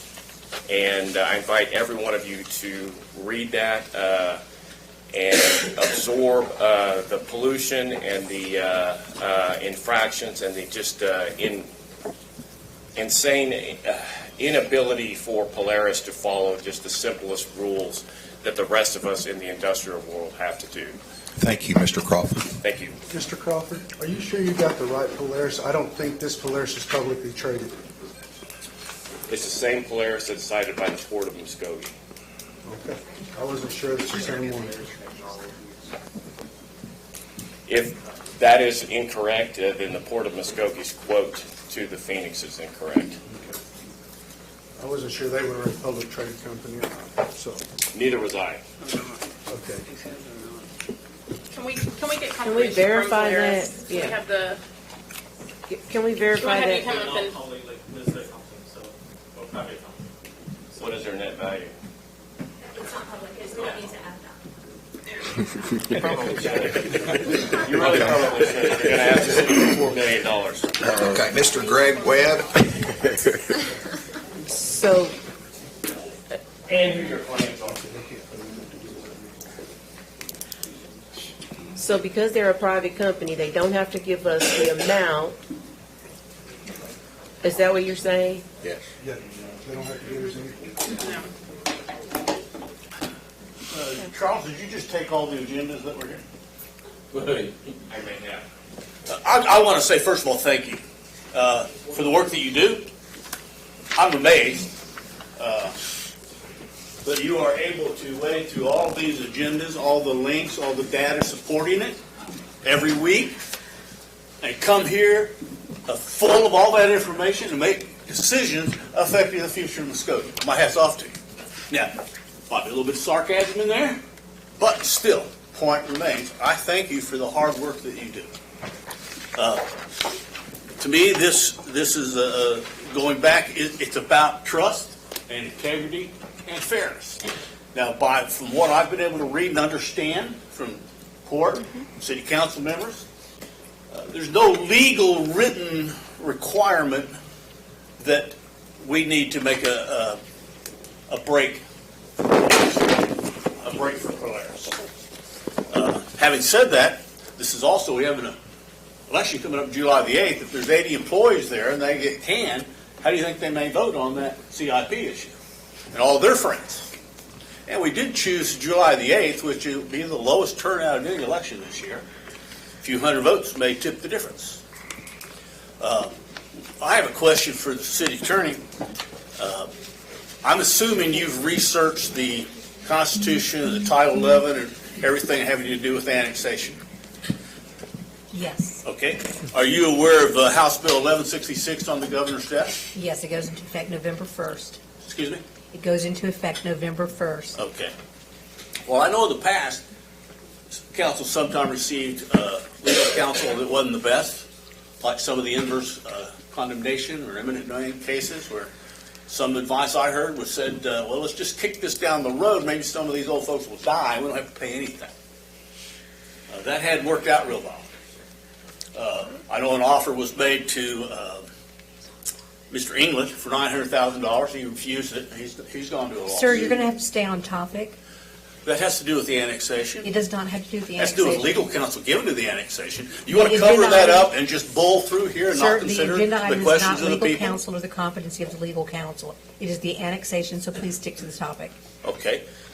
Can we be given a report of the specific titles and statutes that you've researched? And did you give the council a legal opinion on it? Yes, sir, I work for the city council, and I give them my... Can we see a copy of that? No, sir, unless you do Why an is open that? records request. It's legal counsel, it's private, and it's confidential and Can we protected. get that before the, what sort of a time frame on that? Sir, I'm sure you can hire an attorney to research that for you. Okay, if that's the level of cooperation you're going to give the citizens, I don't think you're going to get a whole lot of response coming up in a month.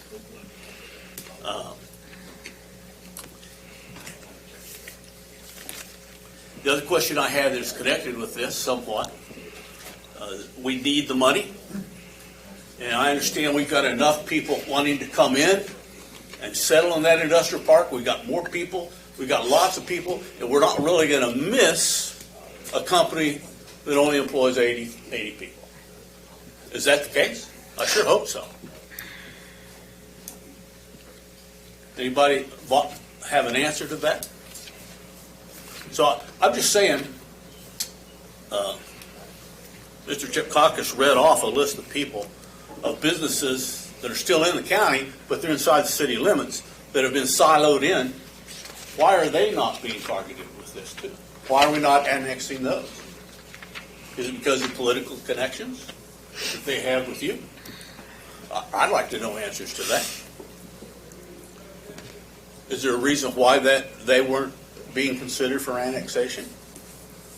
I just would like to see that we treat all businesses somewhat equally and impartially, if that's possible. So, thank you very much. Can I say, Greg, I don't think we're targeting anybody.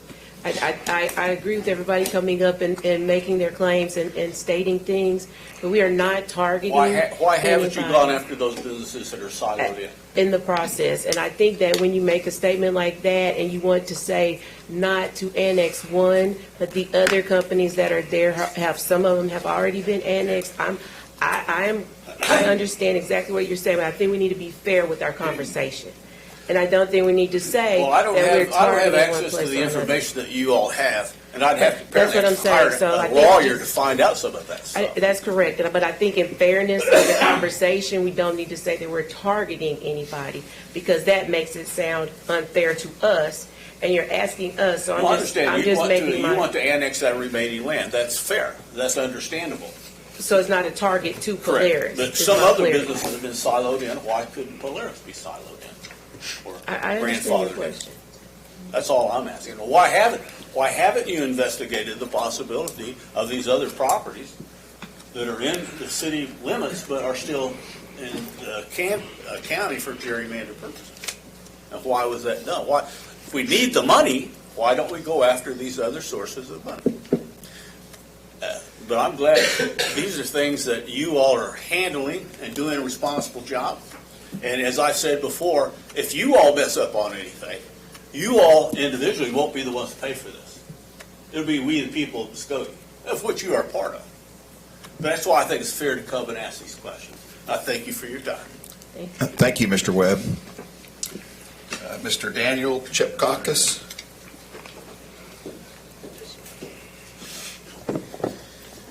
Good evening, council members. Thank you for the opportunity to speak. First, I'd like to rebut a couple statements that were made. Polaris is not a publicly traded company. It is private. That is a fact. The DEQ issue is irrelevant to this conversation. I have emailed every council member a detailed explanation of what that complaint was about and how it was resolved. Can the plaintiff get one? No, I'm speaking. So those two things I think needed to be rebutted. But so on the topic of annexation, I think it's very simple, and other individuals have commented on what this is about. This is about the franchise fee. This is not about annexation, okay? Franchise fees are going to be based off of electrical utility costs, okay? How that affects us and our home electric costs and how it affects Polaris, completely different worlds, because we're living in our home, we're not producing income and needing the electricity to produce that income. The number one cost driver for Polaris is electrical costs.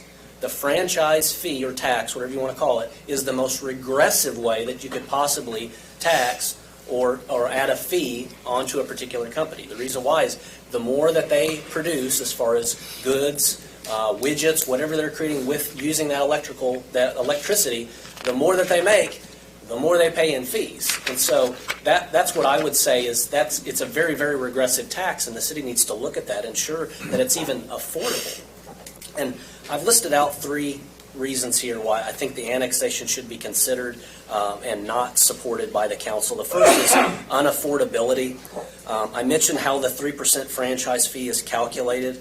It's extremely regressive. Polaris seeks to expand, and if it wants to expand, it's going to be expected to pay even more because they'll be using more electricity.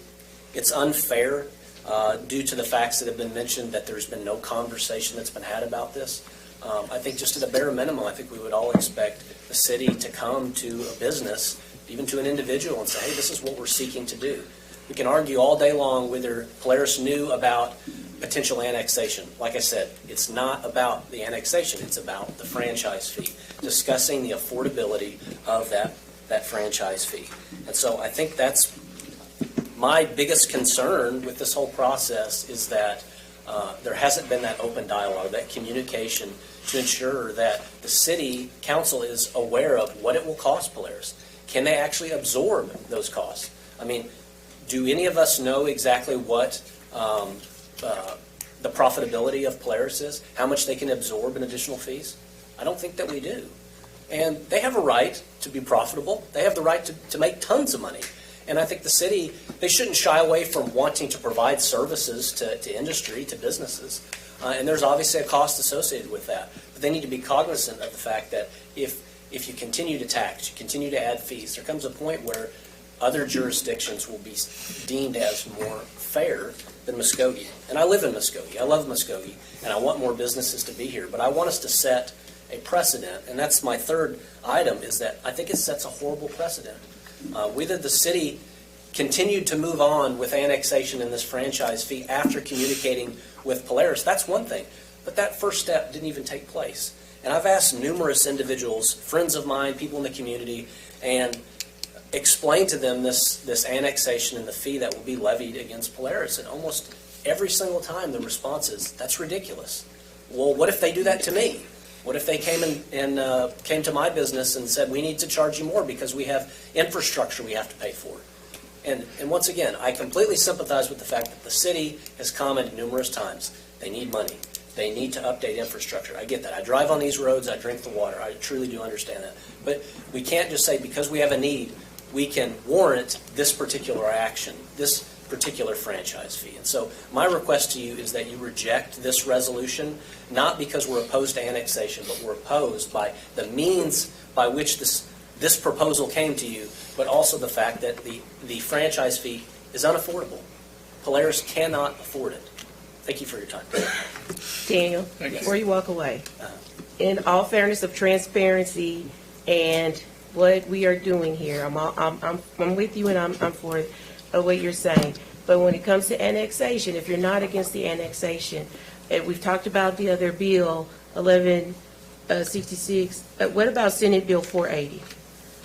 Honestly, are you guys thinking about using Senate Bill 480, the behind the meter bill, to create your own energy infrastructure?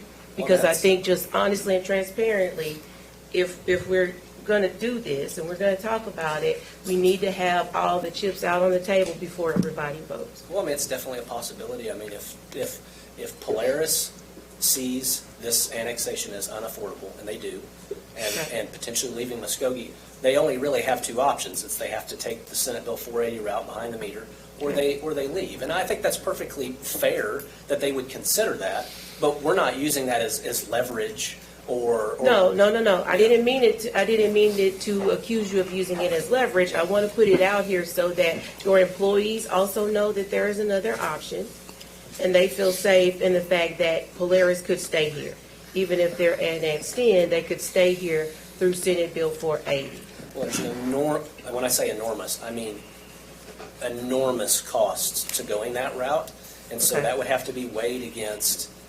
Can you explain that to everybody? Because I think these are the calls that I'm getting, and in all fairness and transparency, I want everybody in this space to understand that before we make these decisions, and then you can transparently say, I did what I said I would do. Yeah, so the behind-the-meter legislation basically says that you can get off the grid, and honestly, there's a lot of appeal to that because you start draining the grid and you can't supply power to residential customers.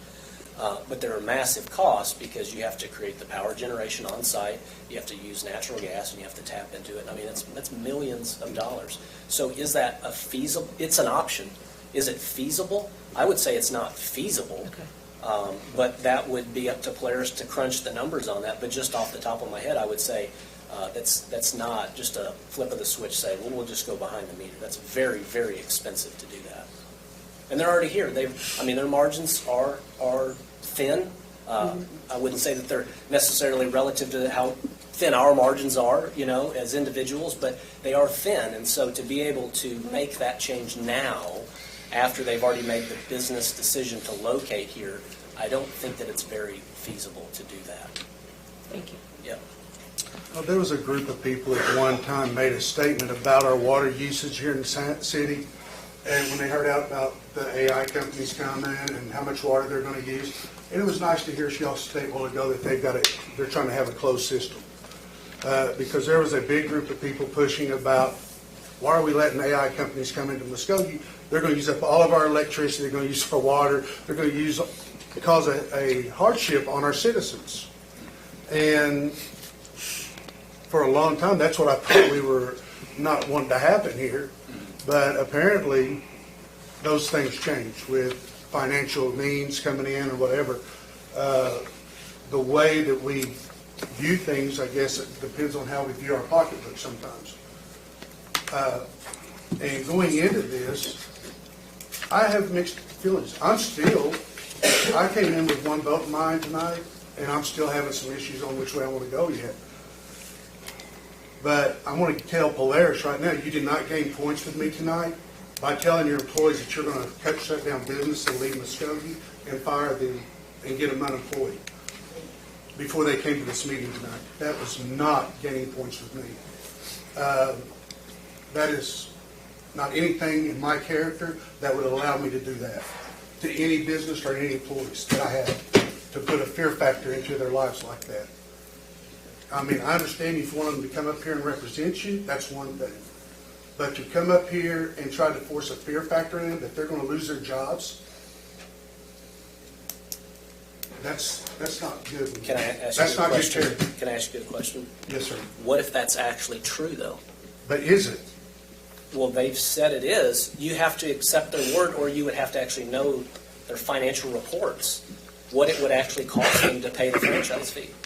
But you work it out, and you work through the solutions, and that's the last thing you have to tell your employees. That's not good character in my book. And I'm sorry that you disagree with me. That is not a character. That's not fair. You said it's a character issue. If it's true, it has nothing to do with character. It's just the truth. It's not fair to say that. I think you work through the solutions. Thank you. Find out what the results Thank are. you. Okay. Mr. Jonathan DeMarco or DeMario? DeMario?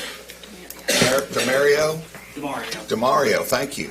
Good evening, members of the Muskogee City Council. My name is Jonathan DeMario, and I stand before you today not only as an employee of Polaris Technologies, but as a husband, a father, and a proud member of this community.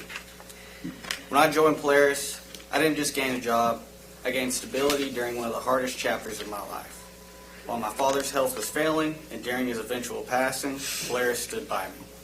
They offered me flexibility, grace, and understanding when I needed it most. That kind of support isn't common. It gave me the space to grieve, to heal, and to still provide for my family without fear of losing my job or my livelihood. That kind of workplace changes lives, and it changed mine. The support I received from Polaris didn't stop there. Thanks to the financial stability of my position, my wife was able to stay home with our 4-year-old son and focus on her education. Since I started at Polaris, she has earned an associate's degree and is on track to get her bachelor's in 2026. She's preparing for a duals master program next. That's progress, and that growth is a direct result of the opportunities Polaris has made possible for us. And now, as we prepare to welcome our second child this December, the comfort of knowing I'll be able to support my growing family emotionally and financially is priceless. Polaris has not only given me a career, they've given me peace of mind. But today, that peace is being threatened. The proposed annexation of Polaris by the City of Muskogee could impose up to $5 million in new annual taxes on the business. That's just not just a number, it's a weight that could jeopardize everything Polaris has built here. We're talking about 80, and in the future, possibly 200 high-paying, stable jobs, many of which will support families like mine. Jobs that pay an average salary of $65,000 a year, double our income, medium income in this county. These aren't just jobs, they're futures and they're lifelines. Polaris is already contributing significantly to our city and county, $1.5 million annually through taxes and utility fees, not to mention being OG&E's largest electricity customer. We're not avoiding our responsibility, we're meeting it and then some. The growth is just getting started too. The company has invested $100 million into our region already with another $100 million on the horizon. Annexation doesn't just threaten Polaris, it sends a dangerous message to other companies that Muskogee might not be a place that honors its commitments. Polaris came here under the guidance of state and local leaders. We were told this unincorporated land was the right place to build, both for our operational success and the economic benefit of Muskogee. To now go back on that, to change the rules mid-game, could chase away future investors. I'm asking you, on behalf of my family, my coworkers, and our community, to reconsider this proposal. Don't let short-term revenue cloud long-term growth. Don't let a harmful precedent undo years of partnership and progress. Protect the future we're building together. Let's continue being the example of what's possible when a company invests in its people and when a city stands behind its word. Thank you for your time and for listening to the people whose lives this decision will truly impact. Thank you. Thank you. Mrs. Kimbra Scott, please.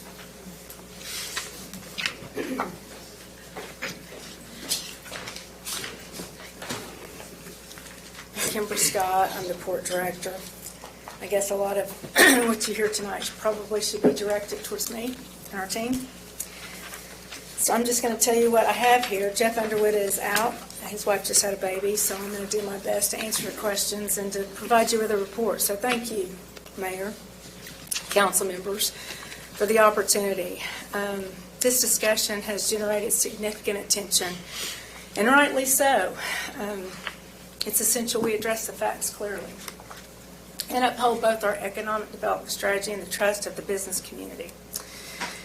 Annexation has always been the plan, and some of you haven't been here long enough, but I have.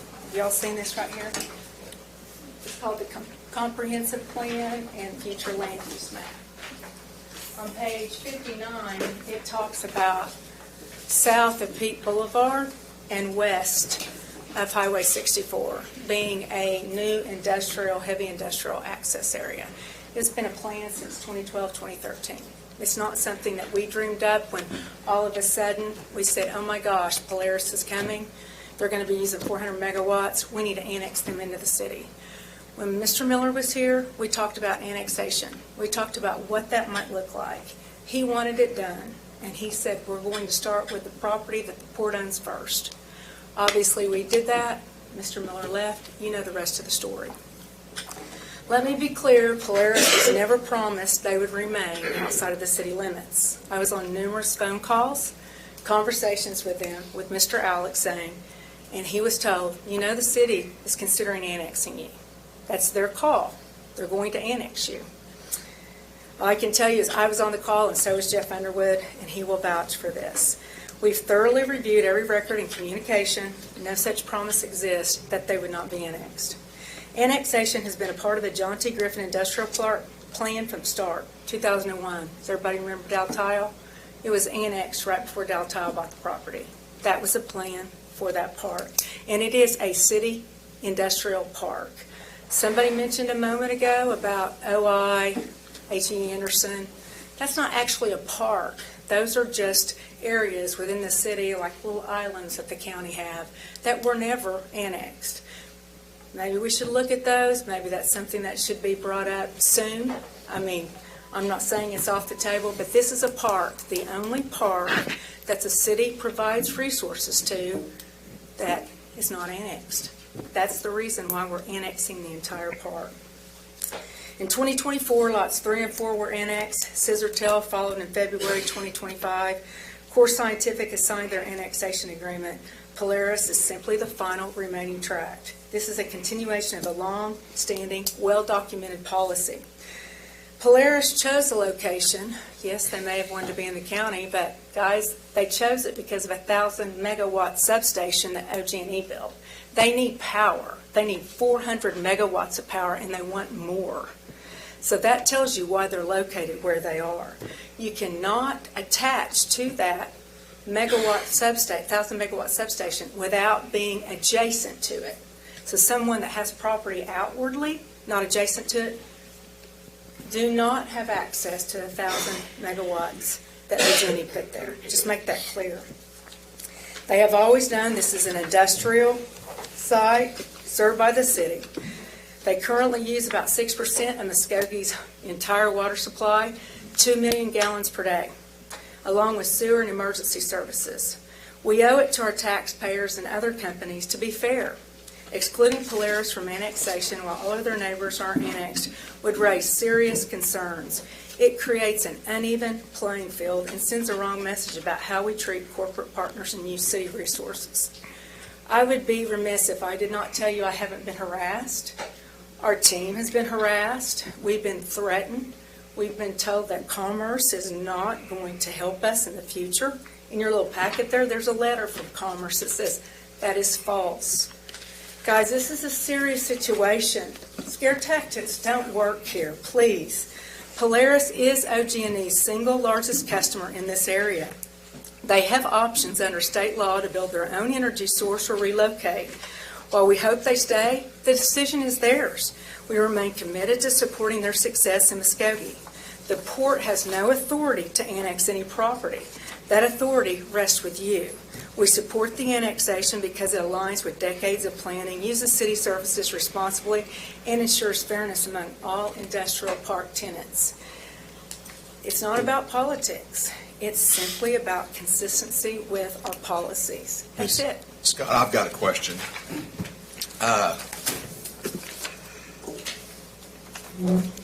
With all of the industry out there that seems to be all high in water needs, Muskogee couldn't afford to get the water out there that all these facilities need. Can't afford to get the infrastructure, whatever. My understanding, in order to get all the water infrastructure out there for everyone, it could cost $100 million. That's correct. That's what we've been told. For water infrastructure.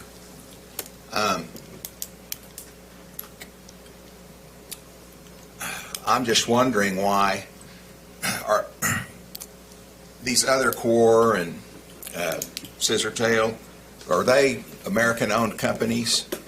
They are. Okay. And it is Polaris Technologies Incorporated. That's how they signed their purchase-sale agreement, by the way, and they are not a publicly traded company. Okay. But the American companies are publicly traded. And while they would like any kind of break they could get, they've been very cooperative in trying to make this happen. Would they be putting up the brunt of all of this money for improvements if we were to, And this other company So would there's- would not there's- have a, There is one company, it's Project Scissortail. I think that Katrina, the city attorney, can talk about this. They're willing to work with the city to help upfront some of those costs so that you can expand the city water plant in tune of $50 million, which benefits everybody out there. which benefits everyone out there. That is correct. And this other company is a foreign, privately held company. Is that my understanding? It's not, no, that's not correct. Would you like to come up and speak? Is there someone from the company that can speak? Yeah, that's fine. Well, I've got. I would like to say that. But I need to, like, they are saying that they were never spoken to about the possible annexation. That is incorrect. You're saying that they were. That is correct. Were they also discussed about the 3% of the franchise fees? That is correct. When, do we have a list of other, who else paying the 3% franchise fee? Every property out there, except the ones that we're annexing, and they have agreed to the annexation. That is OG&E, Core Scientific, there's a couple of port properties out there, and there is, I think it's another one. Which was the other one, Sarah? So we never actually got the list from the city manager at the time, and OG&E cannot provide that to us. But there are significant industrial users that pay the franchise fee already. I can't tell you who they are. That's their information, and the city has it. I don't have it. But I can tell you the ones in the industrial park have agreed is Core Scientific, Project Scissortail. They're definitely on board, and Dow Tile, of course, pays it as well. So is it only the businesses in John T. Griffin No. that pays it? No, just anything that's been annexed that's an industrial user. Another question. So Georgia Pacific, Yes, ma'am. do you have a list, Dennis? No, I don't, I've never had a list of who actually pays and what they pay. So I let me only ask get this a lump question. sum. Let me No, ask but this then- So question. that we don't know who's.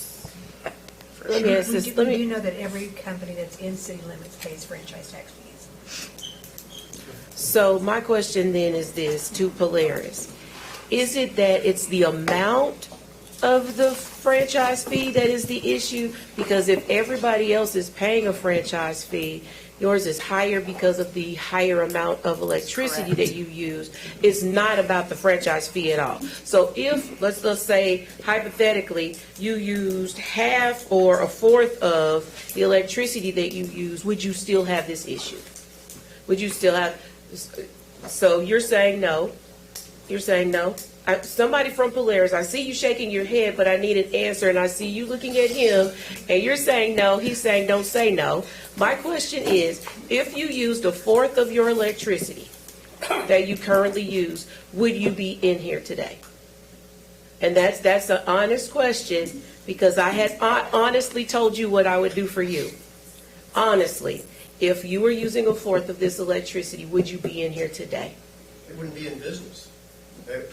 I'm saying if the fourth of the electricity, if your company only used a fourth of the amount of electricity your company currently uses, would this be an issue? Yes or no? They would produce only. Not about the production of what they're doing. You clearly understand my question. If your business only used a fourth of its power, would you be in here? If your business was making dolls and you used a fourth of your electricity, would you be in here? Yes or no? Honestly, transparently, would we be having this conversation? I don't see how the relevance there, I mean, it would. It is very relevant because you're asking us to do this based on the franchise fee of your 3% when everybody is paying 3 or 2%, and it's simply because your 3% because of your company is higher. It would be as if, and I'll make it plain, I'm an educator. So the amount of money that I make, my tax on it is way lower than a famous singer who has more money and their taxes are higher, and so their amount would be higher. Would they be in this space if they made the same amount of money that I made? If you were talking about exactly the same issues, though, yes, that would probably be the case, but what you're talking about here is they are an energy-intensive company, and when they came in here, had they known about the 3%, they would have either baked that into their decision whether they could locate here or not. So Dan, I was with you. I was with you all the way. I was with you all the way and had come in here with a hard no. I had come in here with a hard no not to annex, and I've got to ask these questions for my own integrity's sake. I've got to ask these questions because I'm looking at Haley behind you, and just from the integrity that I stand on, that I have stood on in this council so many other times, these are the questions I gotta ask, because not only do I need them to respect me after you walk out of here, I need to respect myself. I'm asking you, is it just about the amount of money that Polaris is having to pay? The difference, though, is that the other people that were annexed are in a TID district. We were never given that opportunity. No one came to us That about is not that. correct. I will stand here. That is not correct. She does not. I don't think this is appropriate, place. We should be negotiating this in a different room, not in a public setting. This isn't fair to We cannot anyone. do that, and Ms. Stonehaven will tell you why. We have been instructed by their attorney that if we have any questions, we go through their attorney. So we have not been able to talk to him about this. Okay, so even if it's, okay, let's stop with the back and forth out there. Let's stop with the back and forth out there, because that is not fair. I'm not trying to put anybody on the spot to answer questions that he cannot answer. My question is a very simple one, and I think Polaris can answer it simply if they would just say yes or no. And I think that we understand their answer by them not responding. It's an after-the-fact fee. It is not, Daniel, because Yes, the business is already here. when I sat with you guys, you told me, and I got to be honest. I'm gonna be honest, and then I'm gonna vote. When I sat with you, you told me that you had been notified that it was a possible annexation. Yes, we did say that. Okay, so it's not about the annexation, because that is what we're asked to do. It's about your individual franchise fee. My whole testimony was that's exactly what I said. Okay. Let's call to order. We can ask questions and go. I have a final question, if I might, Mrs. Scott. Why are these industries, why are they all coming to Muskogee? Is it, Is it the 1,000 megawatt substation? okay, are there other reasons? Is it the cost of the land? Is it the cost of the water? Is it the cost of the electricity? I mean, my understanding is we are cheap, and these businesses are coming to Muskogee because we are cheap. We are paying a price, the city's paying a price, we are going to have to make some changes with our infrastructure. Thank you. Any other questions, anybody? Mr. Mayor, let me Yes, sir. sit here and try to wind my thoughts on this. You know, we use the word so loosely tonight, consistency. And tonight, we as counselors have to be consistent. We came to a special call meeting and we started this process. We're in the middle of this process now. And, just like it's been expressed, my heart aches for anybody who feels like a move that we have to make tonight will cause them to lose their job. That's not what we come to do. That's not what we would love to do. That's not what we're trying to do. We're trying to be, in this word that we've been using all night, consistent. Consistency is that everybody else in John T. Griffith is already paying this franchise fee. They're already annexed. They've agreed to this situation. Consistency says we got to make sure that we're consistent with this Polaris group as well. Nothing as far as an attack on Polaris to block and to run them out of town, to run them out of business. It's been stated on numerous occasions that this has always been in the discussion format. They've always known this, that there was a possibility. So as a counselor, I'm sorry that we're here tonight, but here we are tonight, and we need to be consistent. Consistency says that there are, in addition to 80 people who may lose their job, there are 36,000 people in this community that's looking at us to be consistent in what we do to make sure that we do the right thing. And the right thing is to make sure that we treat every business the same. Same rules for Core Scientific, Citadel. Polaris got to play by the same rules. And I'm sorry that we have found ourselves here tonight I pray that when we leave here tonight, whatever decision we make, we pray that everybody can work this out and everybody will keep their job. If God has other plans for you, I pray with you and for you for those other plans. But consistency is what we have to stand on tonight.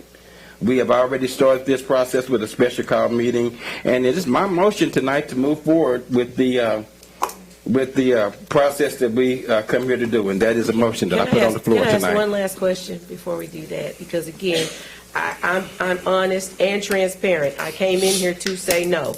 I'm very honest. I'm very transparent with what I came to do. But I do have one more question, and I have this question for Polaris. Are you saying to us today that if we did this, you would not be able to pay those franchise fees and that your employees would be terminated next week? Is that, and I'm talking not to you, Daniel, because you said you couldn't attest to that. I'm talking to the owner or whoever and the representative. Are you saying strongly to me tonight that you cannot pay those franchise fees and that you are going to terminate your employees? Yes or no? That's a distinct possibility. Yes or no? Not you, Daniel. Not you. Not you. I'm asking. They know exactly who I'm talking to. Are you saying, for the record, to your employees today and to me before I make my vote, that if we do this, you cannot pay those franchise fees and they will be terminated? Yes or no? I would definitely have to lay off some of our employees to keep the entire business operating. Okay, thank you. Mr. Mayor, thank you for the motion. Do I have a second? I'll second. We have a motion and a second. Roll call, please. Yeah, wait, can I ask, a yes vote is to vote for annexation, Correct. Yes, that's correct. right? Okay. Mr. Mayor, I'd like to say, there's been a lot of discussion. I think that we need to get opportunity if any of the council wants the floor before we call a question. Because one thing I'd like to say is that a lot of people are insinuating that the council and that everybody has misrepresented themselves up here. Anyone that's been on this council for greater than 2 or 3 years knows that annexation was always in the discussion. Ordinances passed publicly that had the franchise fees in place were done way before this. It's always been there. The information's always been there. And I don't know that I can say that anyone truly misrepresented themselves. And if there was a break in discussion between somewhere, I don't believe it was between the council and the port and Polaris, but somewhere inside there, I don't know. I can't speak for that. But we've always had this discussion, and it's always been the plan, and it's always been the plan moving forward and coming out. The reason why it was annexed the way it was is because the way you have to annex property here, then you can only go to the property next to it. So that's why it wasn't done in the big group in the beginning, because you had to annex the port property first. Okay? So this was always the intentions. It's always been laid out. And so to say that we lack integrity by misrepresenting or we're not being transparent, you can go back. It's all there in public stuff. Thank you. Thank you, Doctor. Roll call, please. Mike Brawley. Well, I'd like to take 1 second to make just a quick comment. It kind of goes along with Mr. Hughes and Derek's. I appreciate all the comments tonight. Not every single one of them, of course, but to Dr. Hughes's point, I mean, if you're going to insult our honesty and our integrity, that's not a good way to approach us. But I do think the council is here to do what we think is the best job we can for all the citizens of Muskogee. So with that being said, I vote yes. Tom Martindale. Yes. Dan Hall.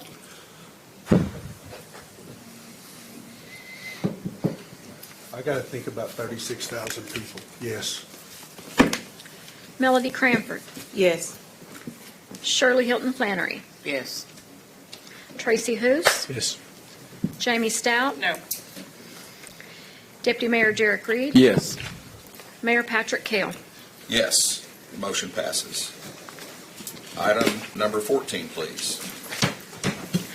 Consider approval of Resolution Number 3037, a joint resolution of the City of Muskogee, Oklahoma, and the Muskogee Redevelopment Authority accepting the responsibilities as designated to the authority by the city pursuant to the Muskogee Urban Renewal Area, Shawnee Avenue, Economic Development Project Plan adopted by the city, providing preliminary approval of a term sheet in connection with the proposed issuance of the authority's tax increment revenue note, taxable Series 2025, requesting the Muskogee Foundation to consent to the issuance of the note and agree to the modification of certain payment guarantees in accordance with the term sheet, approving professional services agreements related to financing professionals, and containing other provisions related thereto, or take other necessary action.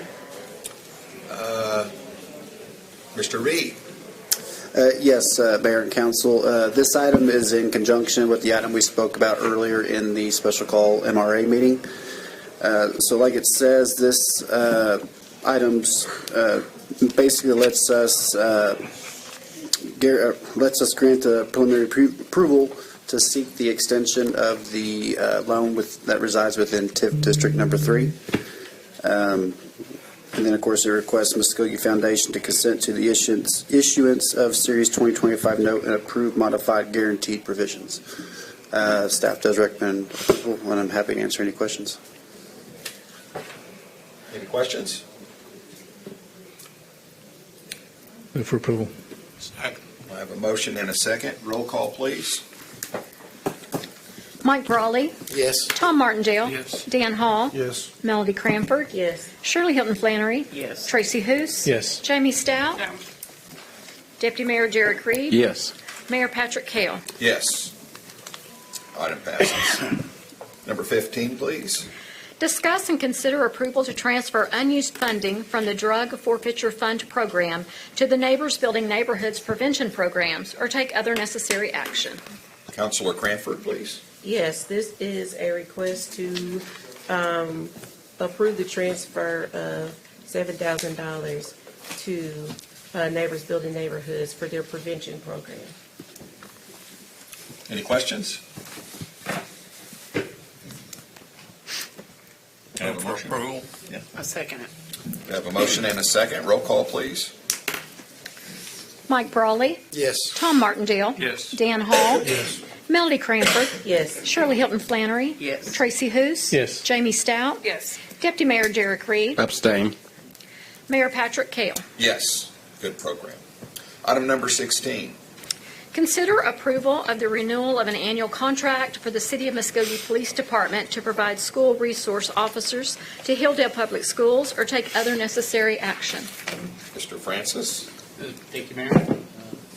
Council, I believe the contract that you have before you represents a win-win for both Hilldale Public Schools as well as the city.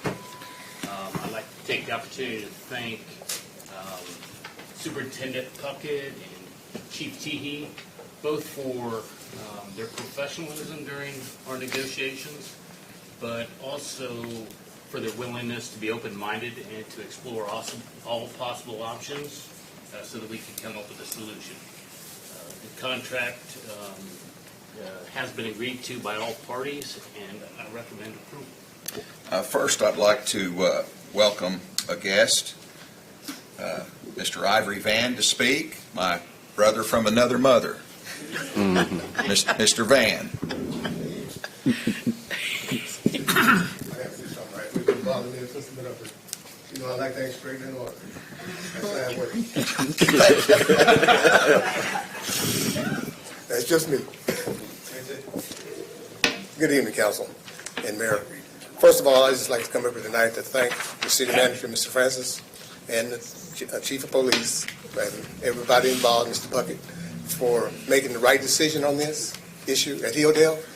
I have a granddaughter, and I have a daughter that takes my granddaughter to Hilldale every day. So I asked them this question today: why do y'all want those resource officers out there? They told me because, my granddaughter told me, because they're friendly, they're trustworthy, and they have a relationship with those officers, Mr. Jones, Mr. Ford. So I thought I'd come up here tonight. Last time I signed up, I had to work late, and I couldn't talk. But I just want to come up here tonight and thank you, City Manager, because I know I've been sitting in that seat. I sat in that seat for 8 years and 4 months. And I know a lot of decisions you have to make is hard. But one thing about the council, they don't have the right. They don't have the right to make the decision on what you made it on. You have the right to do that. And we all know that as councilmen up there, and as a former councilman. But I just want to applaud you. Another thing I applaud you for is that you were going around the city of Muskogee and you building a relationship with people. And that's what this council and everybody up here should do, is build a relationship. Because when I was on the council, everybody called my phone. I went to their home and visited them. I got a relationship with them. And people still call me today. They still call me today. Because I'm going to say this and I'm going to sit down. There was a time where I didn't want the resource officers at Hilldale. And the reason why, because we didn't have security downstairs. So, Mr. Manager, when you come through that door downstairs, and you're looking at security and all that glass, and you got to have an appointment to talk to you, the reason that is because of me and the council that was on my side at the time. That's why security is downstairs right now. And I'm so happy when I walk through that door, I don't have to worry about security's not there. But that's why I say now Hilldale, they definitely need those resource officers. So on behalf of my daughter and my granddaughter and the whole entire Hilldale school, and I'm pretty sure everybody would like to say thank you, because y'all made the right decision. And that's just my opinion. And like I said, I'll be wrong on some things, but I'm definitely right on this. So I took the time out tonight, and I'm tired. I worked all day, but I wanted to make sure that you know that we appreciate everything you do as a new city manager here in Muskogee. And I'm looking forward to having a meeting with you, which I got scheduled next week, me and Mr. Nichols, about our issue. And so I'm looking forward to sitting down and talking to you personally about some different things. So thank everybody up there, and thank you, council, for all y'all do. I know y'all had a hard job tonight. I remember them days. But I get to go home now and sit down and eat, and y'all do too. So thank you very much. Ivory, thank you for your past service here. I enjoyed your time here. And yes, I'm proud of the Ivory Van lockdown down there. Now, Mr. Mayor, can I have? Yes, ma'am. Yeah, I just, on behalf of Hilldale, on behalf of the community and the ones that came and spoke a month ago, I just want to say thank you to Kendall and to Chief Teehee and to working on a resolution to move forward for the safety and security of our kids. And you know, it goes beyond the security, and it's about the relationships and the trust that the students have in those officers. So thank you. So with that, I move for approval. We have a motion. Second. We have a motion and a second. Roll call, please. Mike Brawley. Yes. Tom Martindale. Yes. Dan Hall. Yes. Melody Cranford. Yes. Shirley Hilton Flannery. Yes. Tracy Hoos. Yes. Jamie Stout. Yes. Deputy Mayor Derek Reed. Yes. Mayor Patrick Kale. Yes. Item passes. 17, please. Consider approval of the recommendation by the City of Muskogee Foundation Board of Directors appointing Eric Wells to fill the expiring term of Ren Stratton and Tony Corbel to fill the expiring term of Ann Barker-Ong, each to serve a 6-year term beginning August 1, 2025 and ending July 31, 2031, or take other necessary action. Mr. Francis. Thank you, Mayor.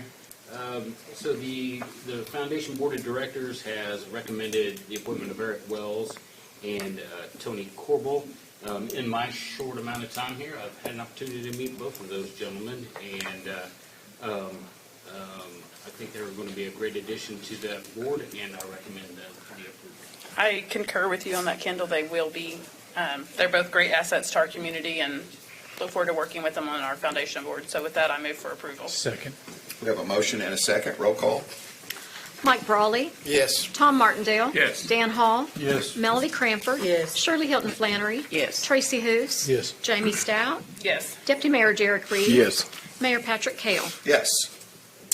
Item passes. Number 18, please. Consider approval of the appointment of Councilor Mike Brawley to the Eastern Oklahoma Development District Board to serve a 3-year term beginning June 1, 2025 and expiring on May 31, 2028, or take other necessary action. Yes, I've asked Councilor Brawley to serve on this board. It's a fun board, interesting board, and you learn a lot. A lot of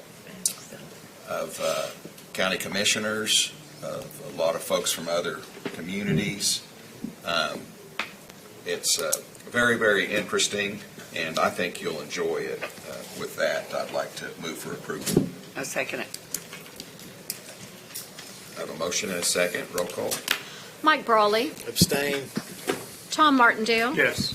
Dan Hall, Definitely. Melody Cranford, Yes. Shirley Hilton Flannery, Yes. Tracy Hous, Yes. Jamie Stout, Yes. Deputy Mayor Jarek Reed, Yes. Mayor Patrick Kale. Yes. Item passes. Number 19, please. Consider approval of the appointment of Stacy Alexander to the Historic Preservation Commission to serve a 3-year term, filling the expired term of Darzella Newton, beginning June 1, 2025, and ending May 31, 2028, or take other necessary action. Councilor Hall.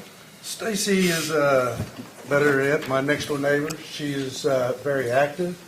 She rides a bicycle. She walks. She works out. She's out there. She's a great person. She loves stuff like this, so I figured this is a great thing to keep her busy and out of the cul-de-sac. So I definitely want to make a motion that we approve Stacy for this position. Second. We have a motion and a second. Roll call.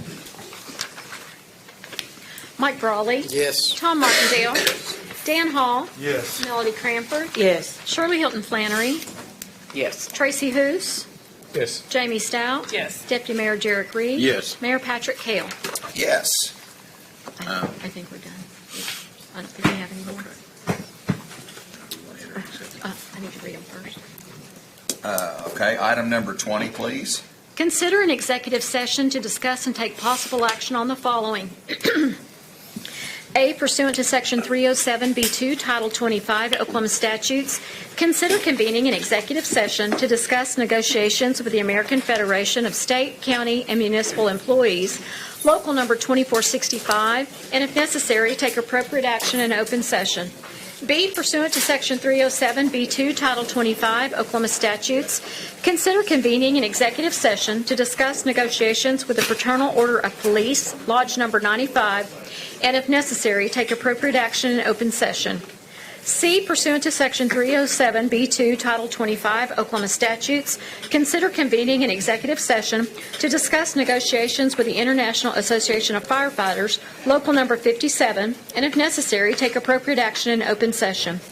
D, pursuant to Section 307C11, Title 25, consider convening an executive session to confer on matters pertaining to economic development, Project ED 202407, including the possible transfer of real property in the southwestern quadrant of the city, and if necessary, take appropriate action in open session. E, pursuant to Section 307C11, Title 25, consider convening an executive session to confer on matters pertaining to economic development, Project ED 202508, including the possible transfer of real property in the northwestern quadrant of the city, and if necessary, take appropriate action in open session. F, pursuant to Section 307B4, Title 25 Oklahoma statutes, consider convening an executive session to discuss the pending tort claim CA 182025, and if necessary, take appropriate action in open session. G, pursuant to Section 307B4, Title 25 Oklahoma statutes, consider convening an executive session to discuss a potential lawsuit, and if necessary, take appropriate action in open session. Move for approval. Before we vote on that, could we take a 10-minute potty break? Well, you can just can't go into executive, and then you can vote first, and then you can take a break. Okay. Well, do we have a motion to enter into executive? Move for approval. Second. Okay, we have a motion and a second. Roll call. Mike Brawley, Yes. Tom Martindale, Yes. Dan Hall, Yes. Melody Cranford, Yes. Shirley Hilton Flannery, Tracy Hous, Yes. Jamie Stout, Yes. Deputy Mayor Jarek Reed, Yes. Mayor Patrick Kale. Yes. Now we'll take a break.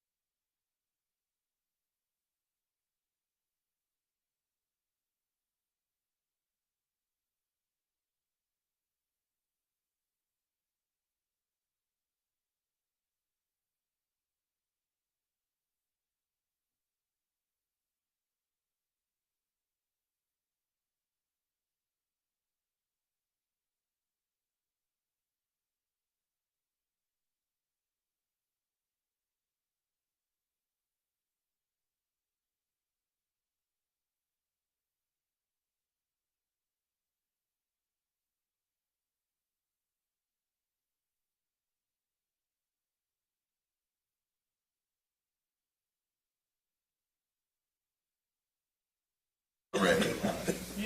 Thank you, everybody. Oh, wait, I'm not ready. There it is.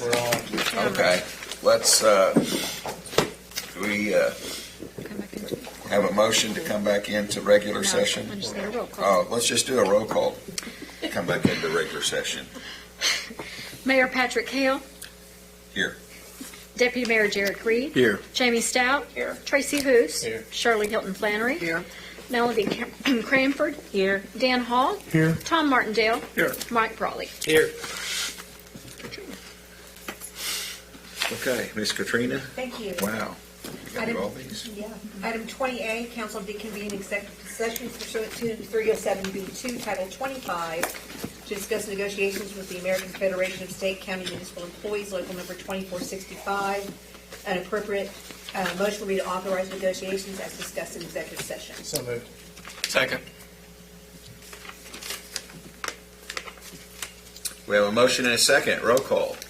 Mike Brawley. Yes. Tom Martindale. Yes. Dan Hall. Yes. Melody Cranford. Yes. Shirley Hilton Flannery. Yes. Tracy Hoos. Yes. Jamie Stout. Yes. Deputy Mayor Jared Reed. Yes. Mayor Patrick Hale. Yes. Item passes. Next.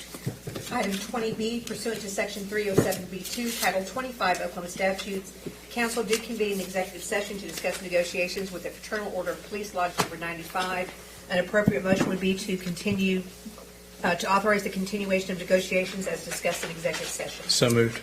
Second. We have a motion and a second. Roll call.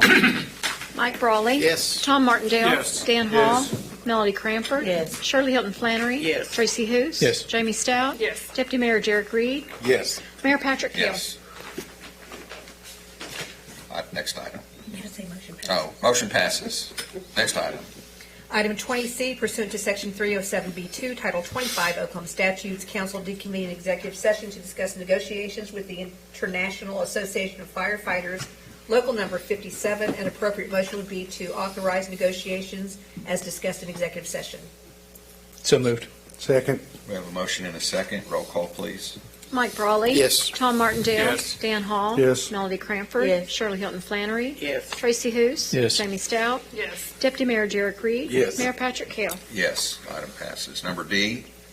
Item 20D, pursuant to Section 307C11, Title 25, council did convene an executive session to confer on matters pertaining to Economic Development Project ED-2024-07, including the possible transfer of real property in the southwestern quadrant of the city. An appropriate motion would be to authorize the incentive as discussed in executive session. So moved. Second. We have a motion and a second. Roll call. Mike Brawley. Yes. Tom Martindale. Yes. Dan Hall. Yes. Melody Cranford. Yes. Shirley Hilton Flannery. Yes. Tracy Hoos. Yes. Jamie Stout. Yes. Deputy Mayor Jared Reed. Yes. Mayor Patrick Hale. Yes. Item passes. E, please. 20E, pursuant to Section 307C11, Title 25, council did convene an executive session to confer on matters pertaining to Economic Development Project ED-25-08, including the possible transfer of real property. An appropriate motion would be to authorize the incentive as discussed in executive session. So moved. Second. We have a motion and a second. Roll call, please. Mike Brawley. Yes. Tom Martindale. Yes. Dan Hall. Yes. Melody Cranford. Yes. Shirley Hilton Flannery. Yes. Tracy Hoos. Yes. Jamie Stout. Yes. Deputy Mayor Jared Reed. Yes. Mayor Patrick Hale. Yes. Item passes. F, please. Item 20F, pursuant to Section 307B4, Title 25 Oklahoma statutes, council did convene an executive session to discuss the pending tort claim number CA-18-2025. An appropriate motion would be to authorize the settlement of the claim as discussed in executive session. So moved. Second. We have a motion and a second. Roll call. Mike Brawley. Yes. Tom Martindale. Yes. Dan Hall. Yes. Melody Cranford. Yes. Shirley Hilton Flannery. Yes. Tracy Hoos. Yes. Jamie Stout. Yes. Deputy Mayor Jared Reed. Yes. Mayor Patrick Hale. Yes. G, please. Item number 20G, pursuant to Section 307B4, Title 25 Oklahoma statutes, council did convene an executive session to discuss a potential lawsuit, and there is no action required on this item. Thank you, Katrina. This meeting is now adjourned.